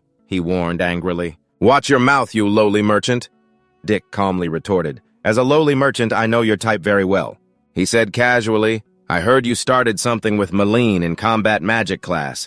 Do you think you're the only one having a hard time? After that, Dick added, You and I are equals here. Don't act like you have special privileges just because you were taught by the Moji family. Finally, he concluded. Aren't you the one who knows nothing about the world, not Malene? Hearing this, Hector furiously yelled, You bastard, then launched a powerful spell at Dick, seeing his friend acting strangely. Simon frantically asked Dick what's wrong. Meanwhile, Hector powered up, cursing, You lowly scum. He angrily yelled, How dare you, and threw Dick backward. Hector's eyes filled with rage as he asked, Is talking all you can do? Then Hector declared in a low voice, I'll kill you, Dick, on the other side. He was still struggling against his attacks. Contrary to Hector's expectation, Dick suddenly smiled. He made a challenging gesture and said with a trembling voice, I dare you. His friend saw things were getting out of hand and advised him to stop. Hector, you're going too far. You can't cast spells outside of class like this. But Hector didn't listen. Instead, he pushed them away and yelled, Shut up! Suddenly, something rushed towards him, leaving Hector completely surprised. It was none other than Simon. He rushed forward and kicked him, sending Hector staggering back. Then he said bitterly, Very well. He got into a stance and said, I was wondering when you'd interfere. Hector called out his name in a low voice. Simon Florentia, but Simon's face showed no fear. He summoned his magic, gritting his teeth as he spoke. This time, let's have a proper fight. Suddenly, something flashed by, interrupting Hector's spell, making him and his friends stare wide-eyed at the object on the ground. Kazan walked forward before everyone's astonished eyes. Then he coldly commanded, Take it back. He glanced around and warned, Before I break both your necks. Hector, far from being scared, mocked Kazian Evan. I didn't know you were still at this school. But his friends anxiously called out, Hey, Hector, that's him, the one who got expelled for beating up another student. He continued, his face pale with fear. You must have heard the rumor right. But before he could finish, Hector cut him off, saying, Whatever, let's go. Then he aggressively said, From now on, you two watch your backs. I won't let this go again. Faced with Hector's blatant challenge, the three of them remained silent. Then Simon said sincerely, Kazan, thank you for helping us, but he just coldly turned away and replied, You two shut up, seeing the students blocking his way. Kazan then yelled, Get lost. They immediately hurried to say, I'm sorry. After that, Simon said, See. He's not a bad person, Dick added, while rubbing his neck. Yeah, for sure. Back in the dorm room, a satisfied sigh was suddenly heard. It's finally the weekend. Dick curiously asked Simon, What are you doing this weekend? He casually replied, This weekend I don't have any plans. Hearing that, he sighed in frustration. How can you be so boring? What you do on the weekend is pretty important, you know. Simon immediately guessed. Looks like you have your own plans. Dick arrogantly replied, Of course, to me, the weekend schedule is more important than weekday classes. Then he asked why. Dick cheerfully replied, I'm going to Rochester, he asked confusedly. Rochester, is that town down there? What are you going to do there? He calmly replied, To make money, of course, leaving Simon bewildered. Make money, seeing his friend didn't understand. Dick explained. You know how Kaizen gives students living expenses, right? The higher your grade, the less sufficient the money is. So I thought about getting a scholarship, but I probably don't have the scores for that. Finally, he concluded, So I plan to use my unique ability as soon as possible. After that, Dick kindly advised, So you should also find a way to make money. When the student protection period ends, the professors won't give out free materials in class anymore. Hearing that, Simon blurted out, Really? Then he added, The living expenses from Kazan aren't enough to cover it. That's why the upperclassmen also have their own ways of making money. You're interested in summoning studies, right? Then it'll be even tougher than other majors, remembering Aaron had also warned him that major will eat up your money. Simon was just starting to understand. After he finished, Simon said, I didn't know we had to take care of those minor things ourselves. Living in Kaizen isn't easy, huh? Dick replied. Yeah, soon after he suggested, how about you wait until I've set up my business in Rochester? Back then, I could have at least arranged a job for you, but Simon flatly refused. No need, I'll earn my own money to make it fair. Rick was moved after hearing that. You're quite disciplined with money. Anyway, I'll head out after I finish tomorrow's schedule. See you? Hearing this, he asked, You're leaving now. It's late. What if the landlord catches you? He replied wittily, It's fine. Kaizen has the right to be strict. As long as I don't get caught, it's fine. See you later. Simon stammered in reply. All right. After Dick left, he sat still, looking around thoughtfully. As Simon took out a pastry, he thought I should go thank Kaizen when he gets back. But Kaizen isn't here and Dick just left. He wondered what to do, and as he brought the pastry to his mouth, a strange creature with glowing eyes suddenly appeared behind him. As Simon was chewing, he sensed a presence. He stopped, and when he anxiously turned around to check, he only saw Neptis. Her glowing eyes were staring inside. Startled, he called out her name, Neptis. She cheerfully replied, Hello.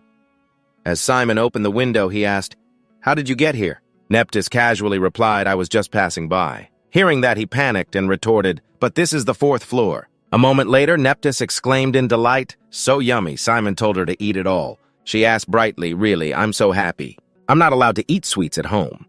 A moment later, Neptis asked, By the way, Simon, this is your first time at school, right? How is it? He replied simply, I'm very happy. Then he added, The professor is super cool. Everyone's nice and the subjects are interesting. I think I fit in here better than I expected. Honestly, it was a struggle at first, but a friend from Kaizen helped me a lot. Hearing this, Neptis smiled and replied, That's good. I thought you would have a hard time coming here without studying beforehand. A moment later, she said nostalgically, Talking with you here at Kaizen is wonderful. It reminds me of when Richard was here. Hearing this, Simon quickly asked my father. Neptis excitedly revealed, Yep, your father Richard was also a student at Kaizen, causing him to exclaim in surprise, Huh. Soon after she sighed and said Richard was quite a handful. You're sensible, but he was a troublemaker, a real walking disaster. But he was also very smart. Neptis added Richard often got into trouble for teasing the professors. He would try to skip class. I had to drag him back myself a few times. After hearing this, Simon held his head. That's unbelievable. That's not the father I know. She cheerfully added completely different, right? Then Simon asked, So did my father graduate? She answered frankly, No, he dropped out in his 2nd year. Richard said the school was too small for him, so he left. There was no one like him at Kaizen before. He froze in surprise after hearing this. It was completely beyond his imagination. As Simon was lost in thought, Neptis's voice rang out again. He was a special case. I was young back then and couldn't handle him properly. After lying down on the bed, she exclaimed, Oh right, I was young back then too. Less than a second later, Neptis cheered up and said, Anyway, back in the day, Richard really turned this whole steep island upside down. If you look closely, you can still find traces of your father. Simon asked doubtfully, Really? Instead of answering, she gently urged, Just keep an eye out. I'm sure your school life will be interesting. Now I have to go. I have an evening schedule. Hearing this, he asked with regret, You have to leave now. As she opened the window, Neptis casually replied, I'll get scolded if I'm late. We'll see each other again soon. Before she left, Neptis turned back and said, Thanks for the snacks. As she said bye, something fell from her pocket. Simon quickly caught it and called out loudly to her, You dropped this! But seeing the empty space before him, he could only stammer, Here. Simon closed the door, guessing she must have left it for him on purpose. But when he opened it, he was completely stunned by what he saw. His eyes filled with confusion. Simon wondered, a treasure map. But why is there a skull drawn there? Shouldn't it be a treasure chest? Suddenly, Neptis's words echoed in his mind. Back in the day, Richard really turned this whole steep island upside down. If you look closely, you can still find traces of your father. And just like that, by some miraculous force, Simon was transported to that island. He said excitedly, Dick said it's fine as long as I don't get caught. In that case, Simon paused, then enthusiastically declared, I'll go explore tomorrow. But the next day, the scene was completely different from what he had imagined. Simon even wondered, should I go back while I still can? Then he immediately refuted it, no. I was given permission to stay overnight for this. It would be a waste to go back now. Simon then mumbled, careful, there are monsters. He then thought there are monsters in Leshiu, too. I wonder what the monsters on Steep Island are like. I'd better be careful. Simon looked up and noted there's a ravine to the east and Kizen's outer wall is to the west. Okay, I'm heading the right way. Suddenly, he heard a very strange noise. This surprised Simon greatly. He looked ahead cautiously and wondered, is that a large beast? No, it sounds like. After Simon saw its bloodthirsty red eyes, he immediately knew a monster.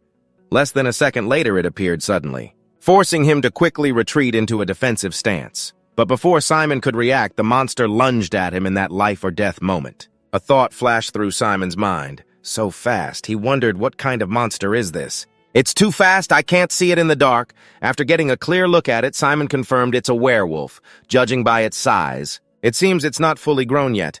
Before coming to Kizen, I would have run away. His mind made up, Simon shouted without hesitation, "Restore!" Several rat skeletons appeared. He then commanded attack. They immediately leaped high into the air, ready for action. The rat skeleton snatched a sword from nowhere with its bony hands. The one beside it did the exact same thing. Both rat skeletons looked ready to attack. Just then, Simon's voice was heard. But now I don't have to run anymore. The werewolf wasn't to be underestimated. It had been observing his actions. Sensing the right moment, it charged forward. Simultaneously, Simon shouted a warning. It's getting close.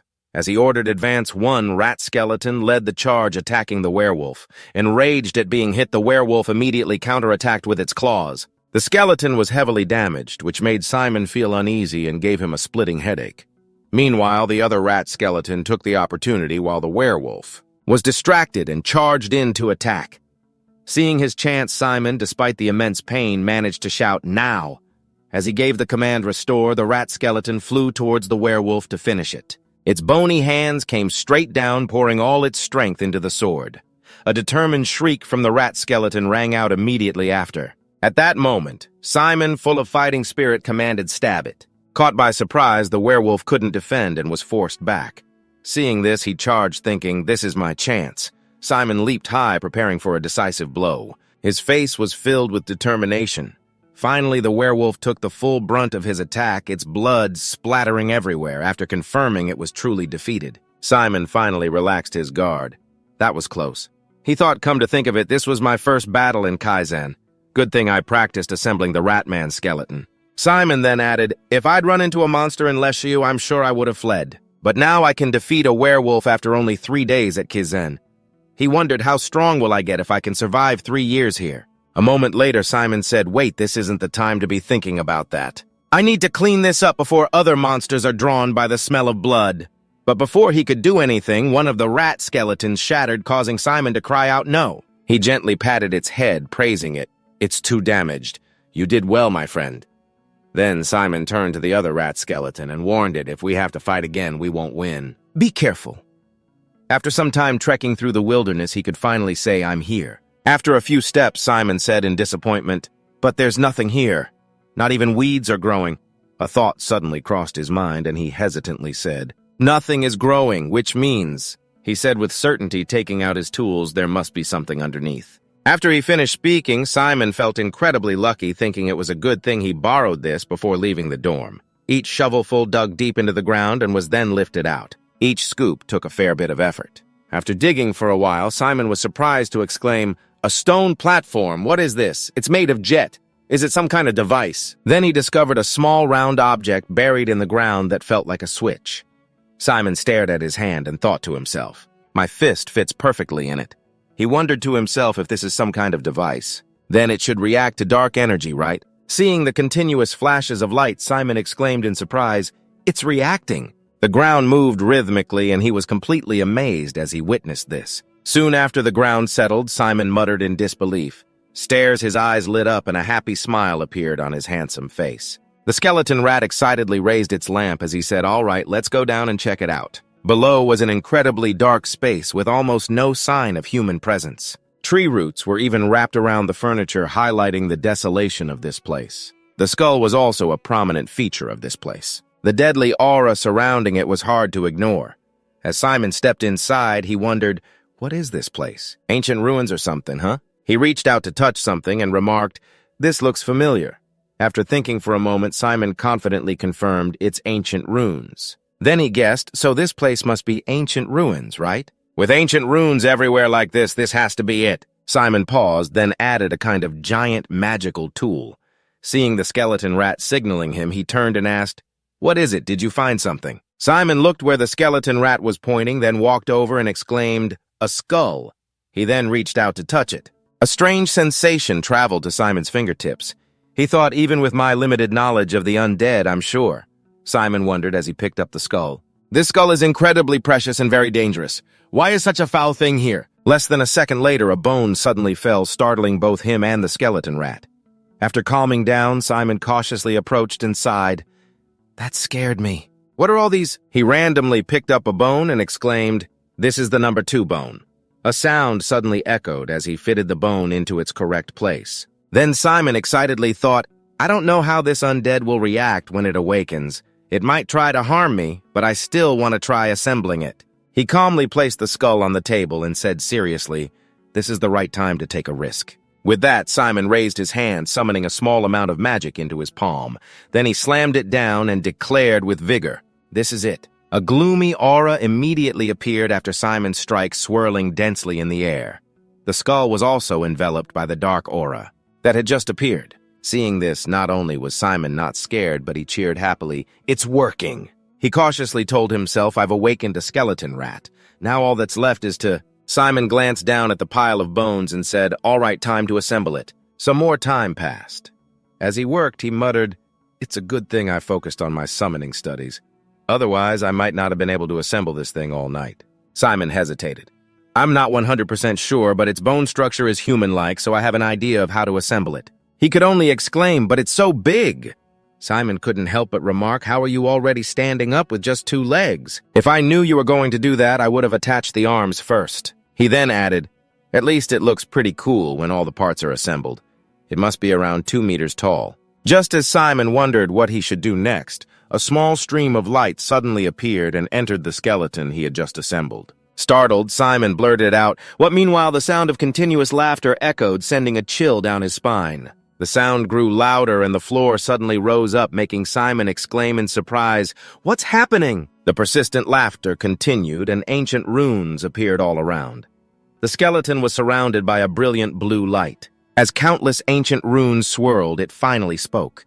It paused for a moment, then exclaimed with vigor, "At last I have returned." A source of light suddenly shot towards the other skeleton. With unbelievable speed, it summoned its power and angrily shouted, "Who dares disturb my slumber?" It then interrogated, "You, human. You are the one who awakened me." "Is that not so? State your name," he stammered, "Simon Florentia." Hearing this, Fia asked suspiciously, "What you are from the Florentia family?" Then it continued, "I see. You are a descendant of Richard." Simon hesitated. Descendant sounds a bit distant, but that's correct. Then he explained, "Richard is my father's name. I am the son of Richard Florentia." After hearing this, Fia seemed to understand. "I see, now I understand." As it began to walk, it explained, "Your dark energy feels quite familiar. Only Richard could have awakened me." Though he didn't fully understand, Simon still replied, "All right." This time, it was his turn to ask, "Excuse me, but who are you?" Fia casually replied, "Me." As it slung a weapon over its shoulder, it introduced itself, "I am Fia, master of the battalion. I once ruled the entire continent alongside your father, Richard." Simon, confused, asked, "You are my father's undead?" But Fia did not answer, instead saying, "Now let me ask you who led you to this place." He answered frankly, "Nephthys Akbort was the one who told me about this place." Hearing him say that, Fia understood at once, so it was her that makes sense. The silence between them did not last long before it spoke again. "All right," Fia said bluntly. "Form a pact with me, Simon Florentia, and lead the battalion." Simon asked blankly, "A pact?" It then explained, "The battalion will act on your will and crush everything in your path. All living things in the world will kneel at your feet and beg for mercy." It paused for a beat after speaking. Then it added in a deep voice, however. It continued grimly, "You will have to walk a bloody path of destruction. It will become a part of your destiny." As it spoke, it spread its arms wide and asked, "Now then, son of Richard," it raised its voice, "are you ready to lead the battalion?" Simon did not rush to answer, speaking calmly.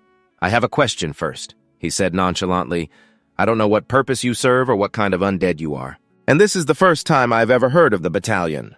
Finally, Simon asked curiously, "Is this battalion you speak of that powerful?" Fia replied in an admiring tone, You dare ask about the battalion's power without doubt or fear.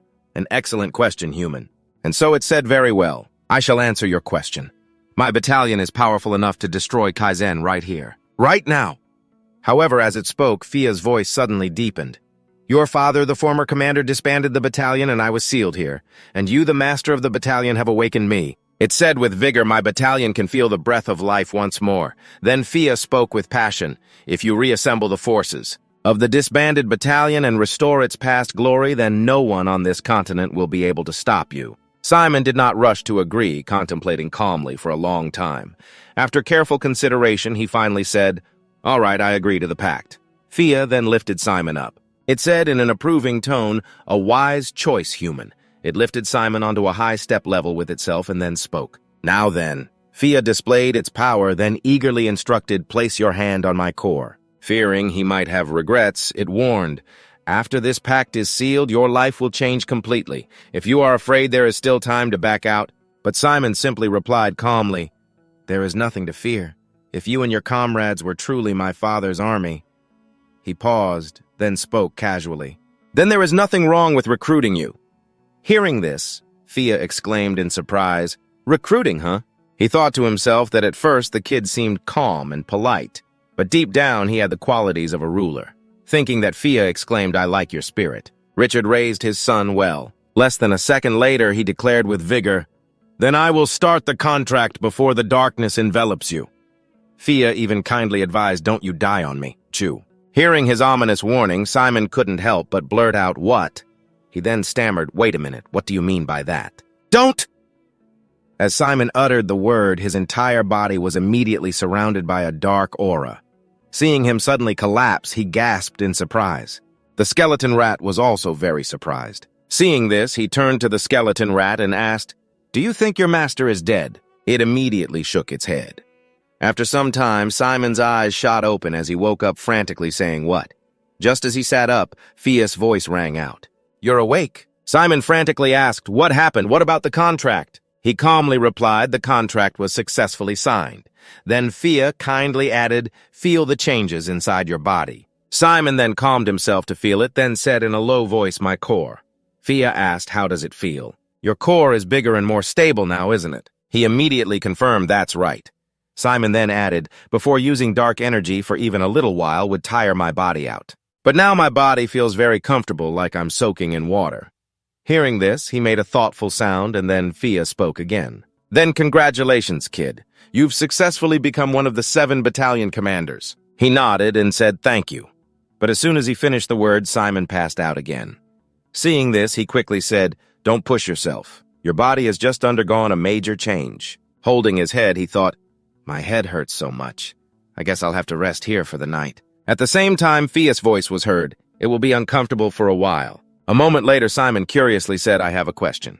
He replied casually, Go ahead and ask. A second later, he innocently asked, What's a battalion?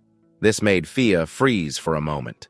After snapping out of it, he furiously shouted, You signed a contract with me without knowing what a battalion is. Simon covered his ears and tried to explain, I already told you I didn't know. Meanwhile, Fia sighed helplessly. This is unbelievable. It's going to take me a while to figure you out. After that, he sat down and began to speak slowly. All right, then. I will explain. Before I begin, how much do you know about the undead? Simon thought for a moment, then answered, About as much as a first-year student. I haven't even taken the preparatory course at Kaizen. Fia was extremely surprised by his answer and exclaimed, A new student dares to come all the way out here. Truly, Richard's son. All right, then? Then I'll explain it in a way that suits your level. He then began, First, the undead in this world can be divided into 3 types. Summoned undead, natural undead, and battalions. Fia paused, then continued. First, all undead controlled by necromancers like you are called summoned undead. They are created by magic and move according to the summoner's command. He added in a low voice. They disappear after a certain time or when the magic runs out. As he finished, Fia added grimly, Natural undead are created without necromancers or magic. When people think of the undead, this is the type they imagine. Then he added, Because of their blind hatred for the living and their aggressive nature, natural undead are classified by humans as monsters. Monsters. After hearing that, Simon made a sound of realization. Finally, Fia got to the main point, and last but not least, battalions. You could say we are between summoned and natural undead, he declared proudly. Battalions are like natural undead in that we can exist on our own, using our own core.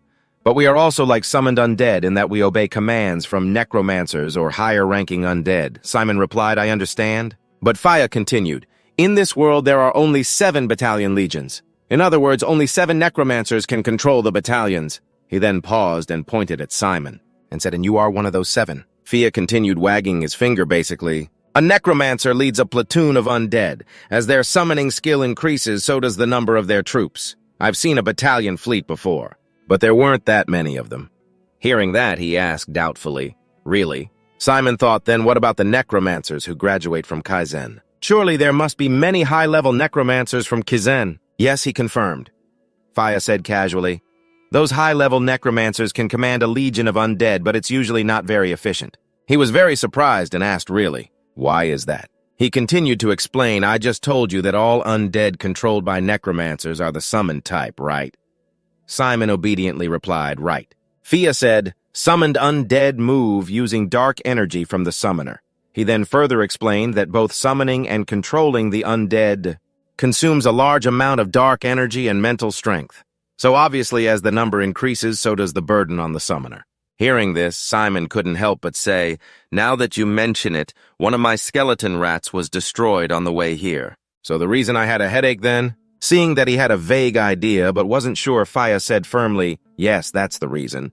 He pointed to his head and spoke. The summoned undead and the necromancer are connected. Major damage puts a strain on the summoner. Then Faya added proudly, but a battalion's undead. Move using their own magic. Furthermore, battalions have no limits. Then he asked seriously that allows you to command a number of undead without limit. Thousands or even millions of undead are no problem. Have you heard stories of a necromancer commanding a giant army of undead? Simon answered honestly, I have. Hearing that, Fia immediately guessed, then that must have been a story about a battalion commander. Simon then slowly asked, so you mean I've just become one of the 7 necromancers who can summon an unlimited number of undead? He replied curtly, yes. Then Fia added, you don't have any more questions, do you? He clenched his fist and replied, thank you, Fia. Hearing that, he began to speak thoughtfully now that the contract has been successfully signed. Whether we like it or not. We're in the same boat now. Shouldn't we discuss our future plans? Simon casually replied, all right, Fia. Soon after, Fia said both you and I are in special circumstances. You said you're a new student at Kaizen, right? He confirmed yes, but then he asked, are you planning to drop out of Kaizen? Simon answered firmly, not right now. That would go against my father's wishes and I still have a lot to learn. Hearing that, Fia praised good. I agree that Kaizen has its uses. However, he asked worriedly, but what about your special circumstances? Fia lowered his head and answered, to be more precise, the circumstances that make me and my battalion special. Simon naively asked, is it because the battalion was disbanded? He hesitantly continued, that's part of it, but there's something more important. Hearing that, he asked curiously, what is it? Fia hesitated before saying, currently, my battalion is the common enemy of all necromancers. Simply put, Simon was shocked speechless when he heard him say, we are a wanted group. Then Fia continued, we are wanted for a crime committed by the former commander, your father. Hearing this, he asked, a crime? What crime? Simon recalled Richard's words. I'm sorry I couldn't tell you, but I can't enter the Dresden Kingdom. It's a long story. Then he hesitated. He hesitantly spoke up.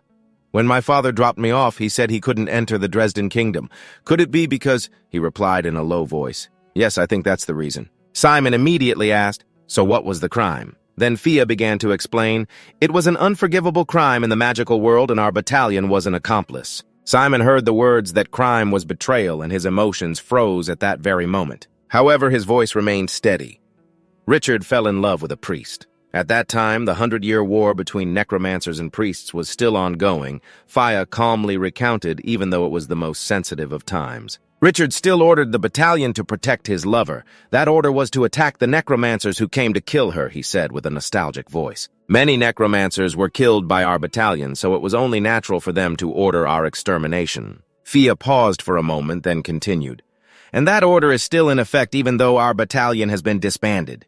This is the reason why. We cannot operate out in the open. Simon listened for a moment, then asked, Sophia, do you hate my father? He jumped up to object. Hate? Such a weak emotion doesn't exist in the battalion.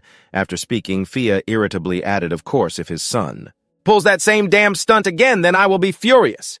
This left the boy with no choice but to laugh awkwardly to smooth things over, but then the old man waved his hand and continued. You do not need to feel guilty about that. That was the will of Richard, your father, and also my former commander, Fia said while taking the chance to get a jab in. That's right. That was the will of that weird bastard. Hearing that, the boy blurted out in surprise, a bastard. The more he spoke, the more fired up he got. Why should I hide it? He was the biggest scumbag, the lowest of the low. He made girls cry every day. Making the professors so mad they'd storm out of class was probably the tamest thing he did. Finally, Fia concluded, I get it, that bastard has a son now. Then he suddenly realized, wait a minute, his son. Why have I never thought about that? A bewildered Simon let out a huh. Meanwhile, Fia stammered out a question. You said you are Richard's son, right? So that means... Seeing his confusion, Simon kindly answered, yes, you are right. My mother's name is Anna Florentia. Hearing his answer, Fia's heart felt like it skipped a beat. Right after that, he continuously backed away while yelling, what did you say? Then Fia could not hold back and screamed, how disgusting. You are the son of my friend and my enemy. While he wondered to himself, how could this have happened? Simon covered his mouth to stifle a laugh. Less than a second later, he imitated Anna's voice, saying, my love dinner is ready, causing Fia endless torment. So when Simon continued, or would you like to take a bath first? He did not hesitate to step in and stop him. Stop it. Nightmare. I'm going to have nightmares. Get out of my head, you demon. After that, the two were polar opposites. One sat there laughing cheerfully while the other was rolling around frantically wondering why. And it did not stop there. Simon even beamed and said, I am really looking forward to working with you. This made him furious, and he warned, do not you laugh like that woman, you damn brat. Only after a while did Fia calm down and say, all right. Either way, you do not have the right to choose who gives birth to you. Let us get back to the main point. The boy obediently replied, yes. He sternly instructed from now on, absorb the knowledge Kizen teaches you and get stronger. Do not let anyone know you possess that legion. Simon heard this and was very curious. Why? Fia answered calmly, because you are Richard's son. The adults will be very shocked about you and Richard. And most importantly, he drew out his voice, then shared his opinion.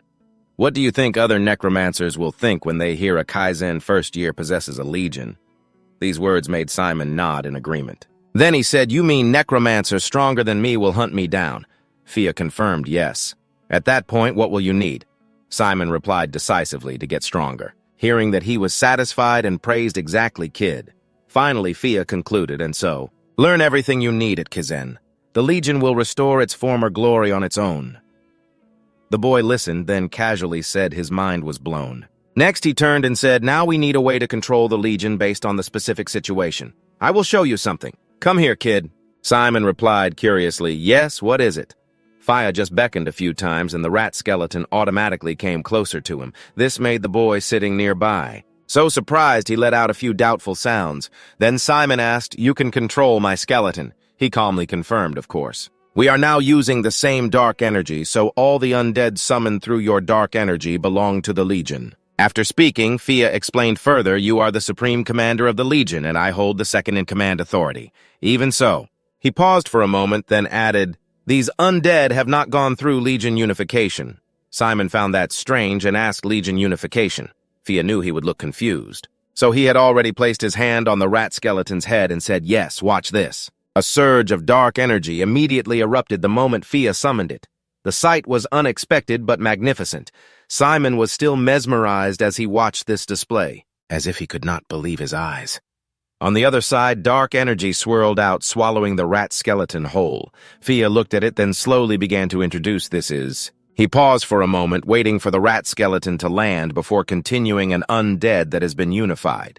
Hearing this, Simon asked doubtfully, really, it does not look any different. But after seeing the rat skeleton's brightly glowing eyes, he let out a surprised sound. Just then, Fia's voice rang out.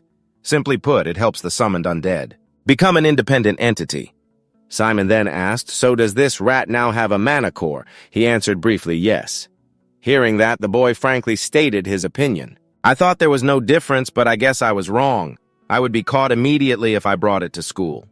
But Fia quickly shook his head, denying that idea. No, you do not need to unify all the undead. Unless an undead can exist for a long time like me, summoned undead are more effective in real combat. That is basic knowledge, you know. After speaking, he added, put that aside for now, and just use summoned undead at school like usual. Then Faya declared, if the undead run out of time or get killed, bring them to me. I will unify them into the Legion and deploy them from here. If their injuries are not too serious, they can recover on their own here. After listening, the boy nodded and said that will be effective. Next, he fist-bumped Simon while praising him. Good. Now, kid, you will gradually get stronger. If you can summon exceptional undead individuals, the Legion's power. Simon glanced over at the rat skeleton and hesitantly said, by the way. He honestly remarked it seems to act more like a real animal. Fia replied it shares characteristics with natural undead. Then he added, but you have control over it, so it will come to you immediately. If it is summoned, kid, how long have you been at Kizen? Simon answered honestly, only 3 days. After hearing that, Fia said, I see, it will be soon in a few days, Simon heard him say. The first-year students at Kaizen will be given missions. You will be able to teleport to Slope Island or the entire continent. He was incredibly excited. Next, Fia instructed, at that time I will go with you. That way you will have a chance to control the Legion and gather the forces scattered across the continent. Then the boy asked casually, You seem to know a lot about Kizen, huh?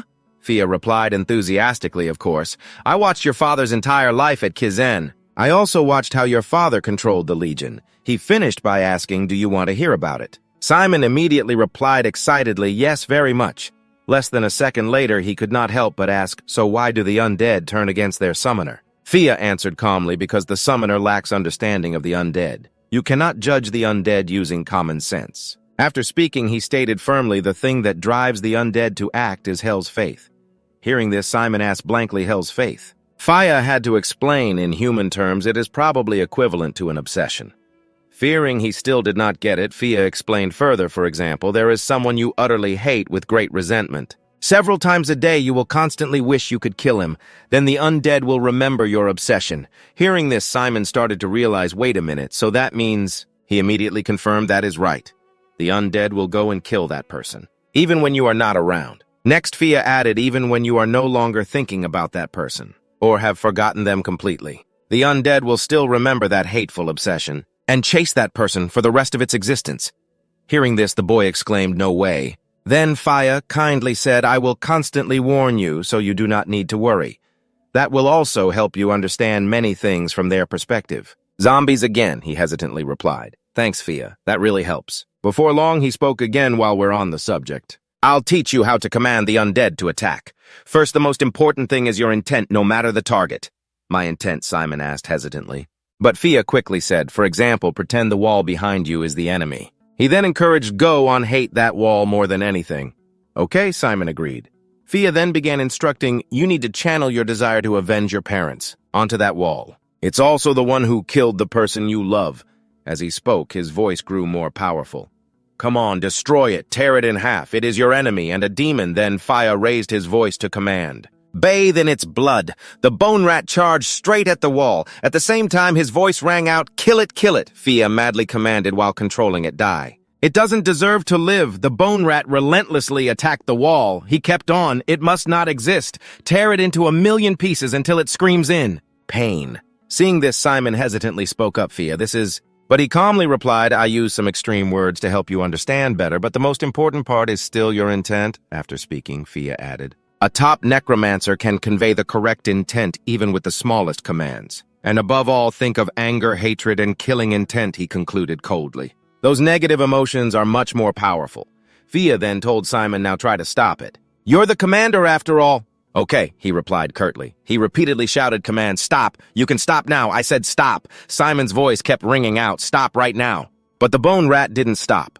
It kept smashing into the wall, not even after its arm broke off. All the while, he was still ordering it to stop. Seeing this, Simon asked in disbelief, can't you hear what I'm saying? His anger flared as the bone rat continued to disobey. Simon was so enraged he gritted his teeth, his patience wearing thin. Then Simon roared with all his might, stop shaking the entire space. It had just felt that deathly aura. It stopped and turned to look at Simon, who growled, if you disobey my command again, I won't let you off the hook. Standing nearby, Fia thought to himself, look at that. He just used an absolute command. Then he wondered to himself, you're not just some country bumpkin, are you? What kind of monster did you create, Richard? Then Simon spoke sorrowfully as if blaming himself. I'm terrible, aren't I? He looked at the shattered bone rat and continued, I can't even control my own undead. In contrast to his dejection, Fia said, "No, you did very well." He then added, "But on the battlefield, there's no room for failure, so practice moving the undead with a single command." "Got it," Simon replied immediately. Fia saw him stagger and caught him saying, "It's because you're tense, and besides what you just witnessed." It was quite a shock. Simon didn't deny it, just smiling as he replied, "Let me rest a bit, then I'll return to Kizen. I'm only allowed out for one day." "Is that so?" he asked casually. Then Fia threw something to him, saying, "Here, take this, kid." Simon caught it reflexively and asked, "What is this?" He explained with a sigh, "You need a way to contact me when you're back in Kaizen, right?" "This is my proxy." Fia then added, "With this you can talk to me whenever you want. Don't hesitate to call me if you're in trouble." Simon heard him and replied obediently, "Yes, thank you, Fia." Then Simon said, "I'll visit again next weekend." He replied casually, "All right. I look forward to seeing your progress in a week." Then he politely said his goodbyes. Sometime later, Fia's excited voice suddenly rang out, "It's been a long time since I've been to Kizen." Then he asked, "You said you're still in the student protection period, right? I'm really looking forward to seeing how things play out." Really hearing that, Simon couldn't help but be curious. "Like what?" Hearing the question, Fia frowned, then hesitated like. He then said in a deep voice, "The horrible test that's in front of you." The scene shifts to the night before. As Kaizen slept, a whispering conversation began. "All right then," Dick said, pushing up his glasses with a serious look. "The meeting will now begin." Simon, on the other end, replied just as seriously, "I'm listening, Dick." Dick began his analysis first. "This coming Monday, both our morning and afternoon classes are dark. Basic magic. There's something infamous in that class." Dick paused for a moment, then stated firmly, "The group project." Fearing Simon wouldn't believe him, he added in a low voice, "Once a group is formed, you're stuck with it for the whole semester. So this is a matter of our survival at Kizen." Dick argued first and most importantly, "A group must have 4 people, and it's best if each person excels in a different subject." He continued, "I'm average in all subjects except for curses, where I'm slightly better." "And you're best at summoning, aren't you?" Simon quickly replied, "That's right." After hearing his reply, Dick continued confidently, "Good. Even with just the 2 of us, we have a decent balance. Let me explain in more detail. We take 9 subjects in total, right?" He began to list the subjects: theology, curses, summoning, spiritualism, blood magic, toxicology, combat magic, and then there's defense against holy arts and dark. "Basic magic," Dick said while pointing at the book. "Among these, theology, curses, and summoning account for a large portion of the final exam grade. Therefore, these 3 are known as the 3 necromantic studies." Hearing that, Simon said casually, "In that case, we've got 2 of the 3 covered between us. You know curses, and I know summoning." He agreed, replying, "So we need to recruit someone who's good at theology. What about the remaining members?" Dick then continued his analysis. "Spiritualism, blood magic, toxicology, combat, magic, defense against holy arts, and basic dark magic are all minor subjects. You can't major in them, so we'll just ignore them. Most of the kids who like combat magic usually focus only on that one subject. Their grades in other subjects are usually terrible, so we have to rule them out." Simon then heard him say, "Those who plan to major in theology are usually good at defense against holy arts. It seems they understand the enemy well. Likewise, blood magic is similar to toxicology, so many students study both." Simon then stammered out a question. "We have to know all of this." Dick calmly replied, "Of course." Then he pointed to the paper and said, "So we need to recruit the kids on this list." Dick stated firmly, "If we can't get one, we'll get another. And we have to emphasize that our group has the top student from the special admissions. Understand?" Hearing that, he nodded and said, "Got it." Finally, he declared spiritedly, "Then let's go claim our victory." Simon, equally fired up, added, "For our victory." Now Simon sat alone in a corner, clutching his head and muttering victory. Meanwhile, Dick wondered, why is she in a first-year class? Hearing this, Simon asked curiously, "Who is she?" Glancing at her, he introduced, "That's Olivia. She's the vice principal of Kizen, a walking terror who's even expelled 3rd years." Suddenly, a powerful voice rang out Dick Haywood, making Dick's heart skip a beat. Olivia calmly announced, "Mr. Haywood, life is unpredictable. If you say another word, I'll consider it cheating and invalidate your exam." He quickly responded, "I'm sorry, ma'am." The other students were on the same page as Dick, all of them staring at Olivia full of questions. Just then she spoke up. "I'm sure, just like Haywood, the rest of you are wondering why I'm here." Olivia paused for a moment, then continued, "As you know, until now, I have only taught 3rd-year students. So some of you might think I'm just a substitute, but this semester I will be officially in charge of Class 1A. she warned coldly. I expect you to work hard and not disappoint me with your lack of skills. Finally, Olivia concluded, for now, focus on finishing your test. They had no choice but to obediently answer, yes, ma'am. Meanwhile, a stream of negative thoughts began to surface in Simon's mind. I don't understand any of these questions. Even so, he tried to console himself, thinking, all right, this is reality. At least some things are going my way since I have my father's undead legion. But then Simon's thoughts turned grim. It doesn't mean I'll adapt to Kaizen easily. Soon after, his spirit flared up in defiance. But I can't give up without even trying. And so Simon boldly declared he would do his best until the very end. A while later, the bell rang, signaling that the exam time was over. At the same time, Jane spoke up, I hope you all did well. I'll see you 2 hours after lunch. Before all the students left, she politely added, you all worked hard. Next, Jane placed the stack of test papers in front of her and said, all right then. She picked up her pen and announced time to start grading. The student assistants replied, yes, Professor.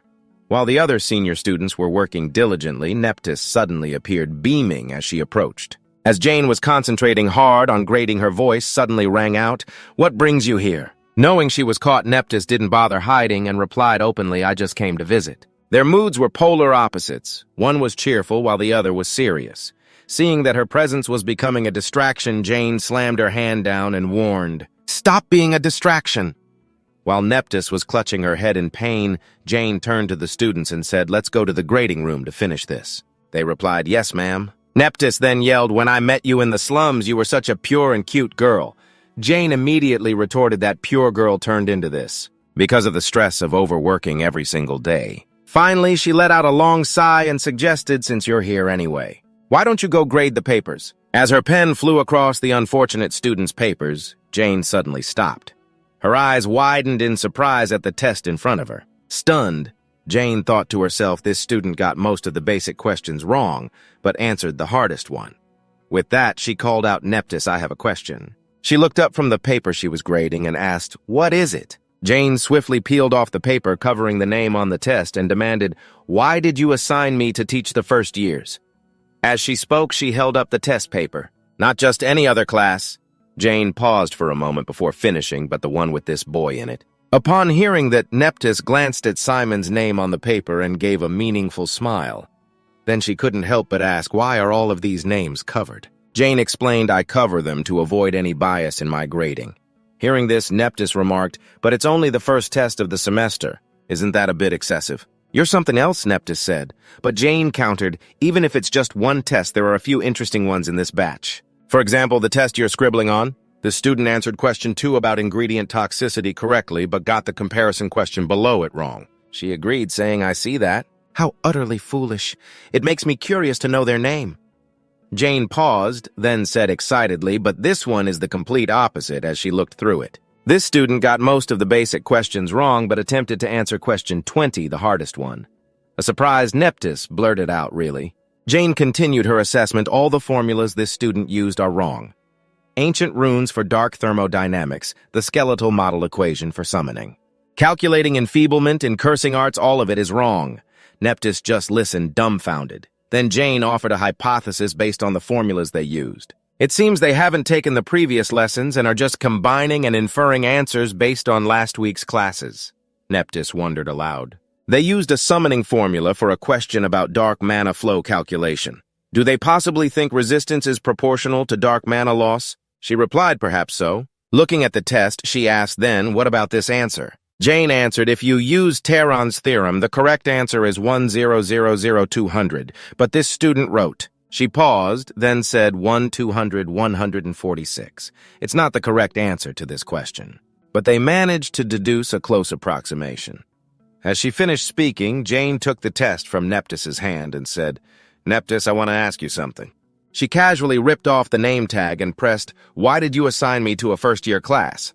Jane held up the test paper and added calmly, not just any class. And the owner of this test is none other than Simon. Hearing Jane finish with, but it had to be the class with this kid in it, Neptys just smiled slyly. Then she winked mischievously and replied, I have no idea what you're talking about. Faced with Neptys's unconvincing denial, Jane was speechless. She sighed deeply and thought, I knew it. She's so cunning. Just like a 300-year-old fox. Sometime later, the students were buzzing with chatter. I got an 85 in theology. Damn it, hematology pulled down my average. Rick, looking pale, remarked they've finished grading already. Simon agreed, I know right. Just then, a student cheered my average is over 80. This is awful. Should I switch majors? Let's see, my score is... Oh, there are my scores. Why were there so many 5s in combat magic? I knew I shouldn't have changed my answer. After a moment of searching, Simon found his scores too.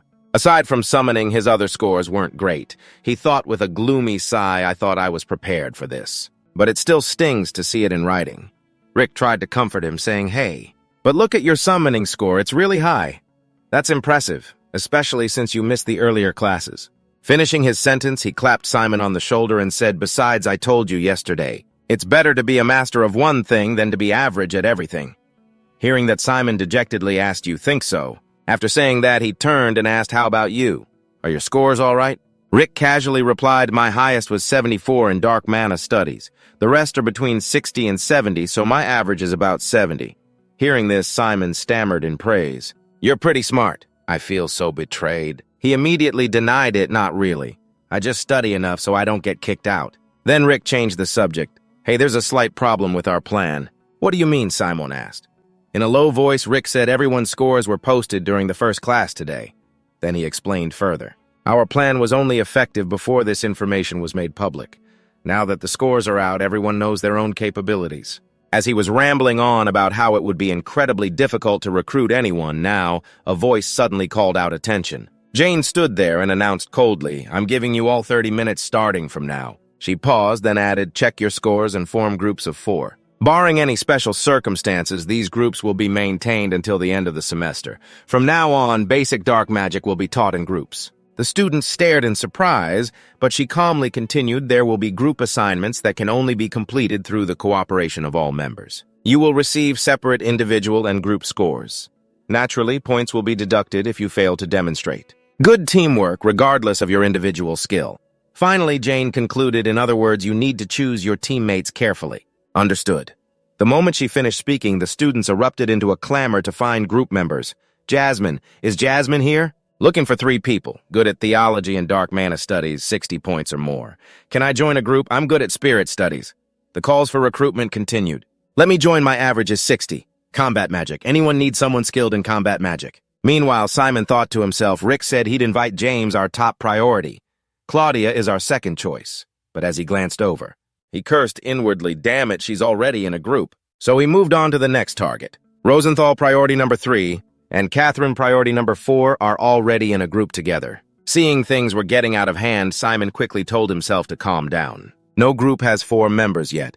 Everyone is rushing because of the 30-minute time limit. As he searched, he calmly analyzed that the person they needed most was someone good at theology. Most groups had about 3 members with average scores, while the top students were still observing the situation, Simon thought with a tense expression. So the choice I should make right now is... He then quickly approached Malin, who was sitting aside, observing Simon calmly made his offer before the surprised eyes of his classmates. Melin Villan, I would like to invite you to our group.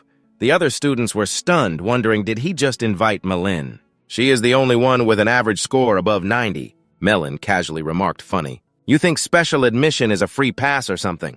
That just means you have good connections. After saying that, she added, and I only believe in the numbers in front of me. You want to invite me to your group, someone with an average score of 30. Not only was Simon unashamed, he replied decisively yes at this. Melin calmly said, I see you're quite good at summoning. That's the only 80 you have. He ignored the gossip and casually replied, you too. She retorted, but my score is higher than yours, Simon, then proposed again, I know, so let's make a bet, then he said with great enthusiasm. 1 month, give me 1 month. And I will surpass you in summoning. If I can't, then I'll leave Kazan. This was beyond Malin's imagination, making her exclaim, what? Malin immediately stood up and said, you're crazy, take that back. If you don't want to make things hard on yourself, but Simon firmly replied, no, I only say things I can actually do. Hearing that, she didn't know what else to say, but sigh helplessly after that. The two of them fell into a deep silence, neither intending to speak first. Meanwhile, Malin thought to herself, I need to maintain my top position in the class this semester.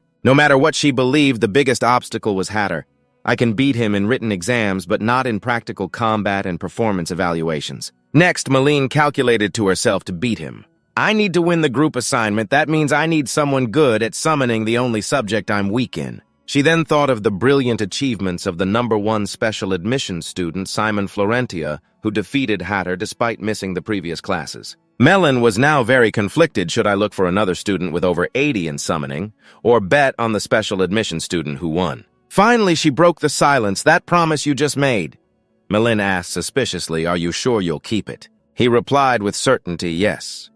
Simon held out his hand and smiled, promising no matter what, I will keep my word. However, she was still hesitant and just stared at his outstretched hand, without saying a word. After a moment of thought, Melin took his hand and said, all right, I'll join your group as soon as she finished speaking.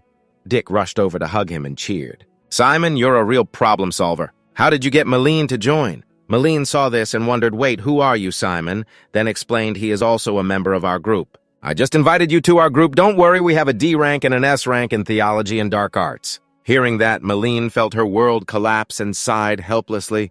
Oh my God, then she relented. All right, I'll do my best. But I won't forgive you if you drag me down, especially you. The deadweight Dick retorted, what do you mean, deadweight? That's harsh, while Simon just chuckled happily. Soon, Melin's voice was heard again. You said D and S are covered right then. I'll handle theology since we need to allocate KDS. Then she interrogated, but first tell me your dark arts score. Dick casually replied, an average of 70-74 in dark arts. Melin heard this and commented flatly, not bad. Next, Dick said cheerfully, you're picky, aren't you? Who should we recruit for the last member? Just say it. I'll find that person for you, while Melin calmly replied, I'm good at everything, so I don't really. He quickly urged, come on, you have to choose someone. So she had to reply, if possible, someone who can handle hematology. It's time-consuming and requires a lot of calculation. Hearing that, Dick promised enthusiastically. Hematology, you got it, just wait here. I'll be right back, you two just rest. On the other side, the other students saw Melin and Simon sitting together waiting for Dick and started gossiping. Are those two in the same group? Special admission and the class top in the same group, it's over then. Not necessarily the special admission student scores aren't even that high. Just then, she suddenly spoke, hey. Simon heard that and turned to look at Melin, who continued coldly, your name is Simon Florentia, huh? I've never heard that name. Where is your family from? He replied. I am the succeeding Baron of the Bardwin Kingdom. My family governs the Les Hill region. She thought to herself, Bardwin, huh? I see. Next, Simon also asked curiously, what about you? What kind of family is Vilon? She didn't answer right away, but seriously confirmed, are you asking seriously? Simon let out a cheerful, huh?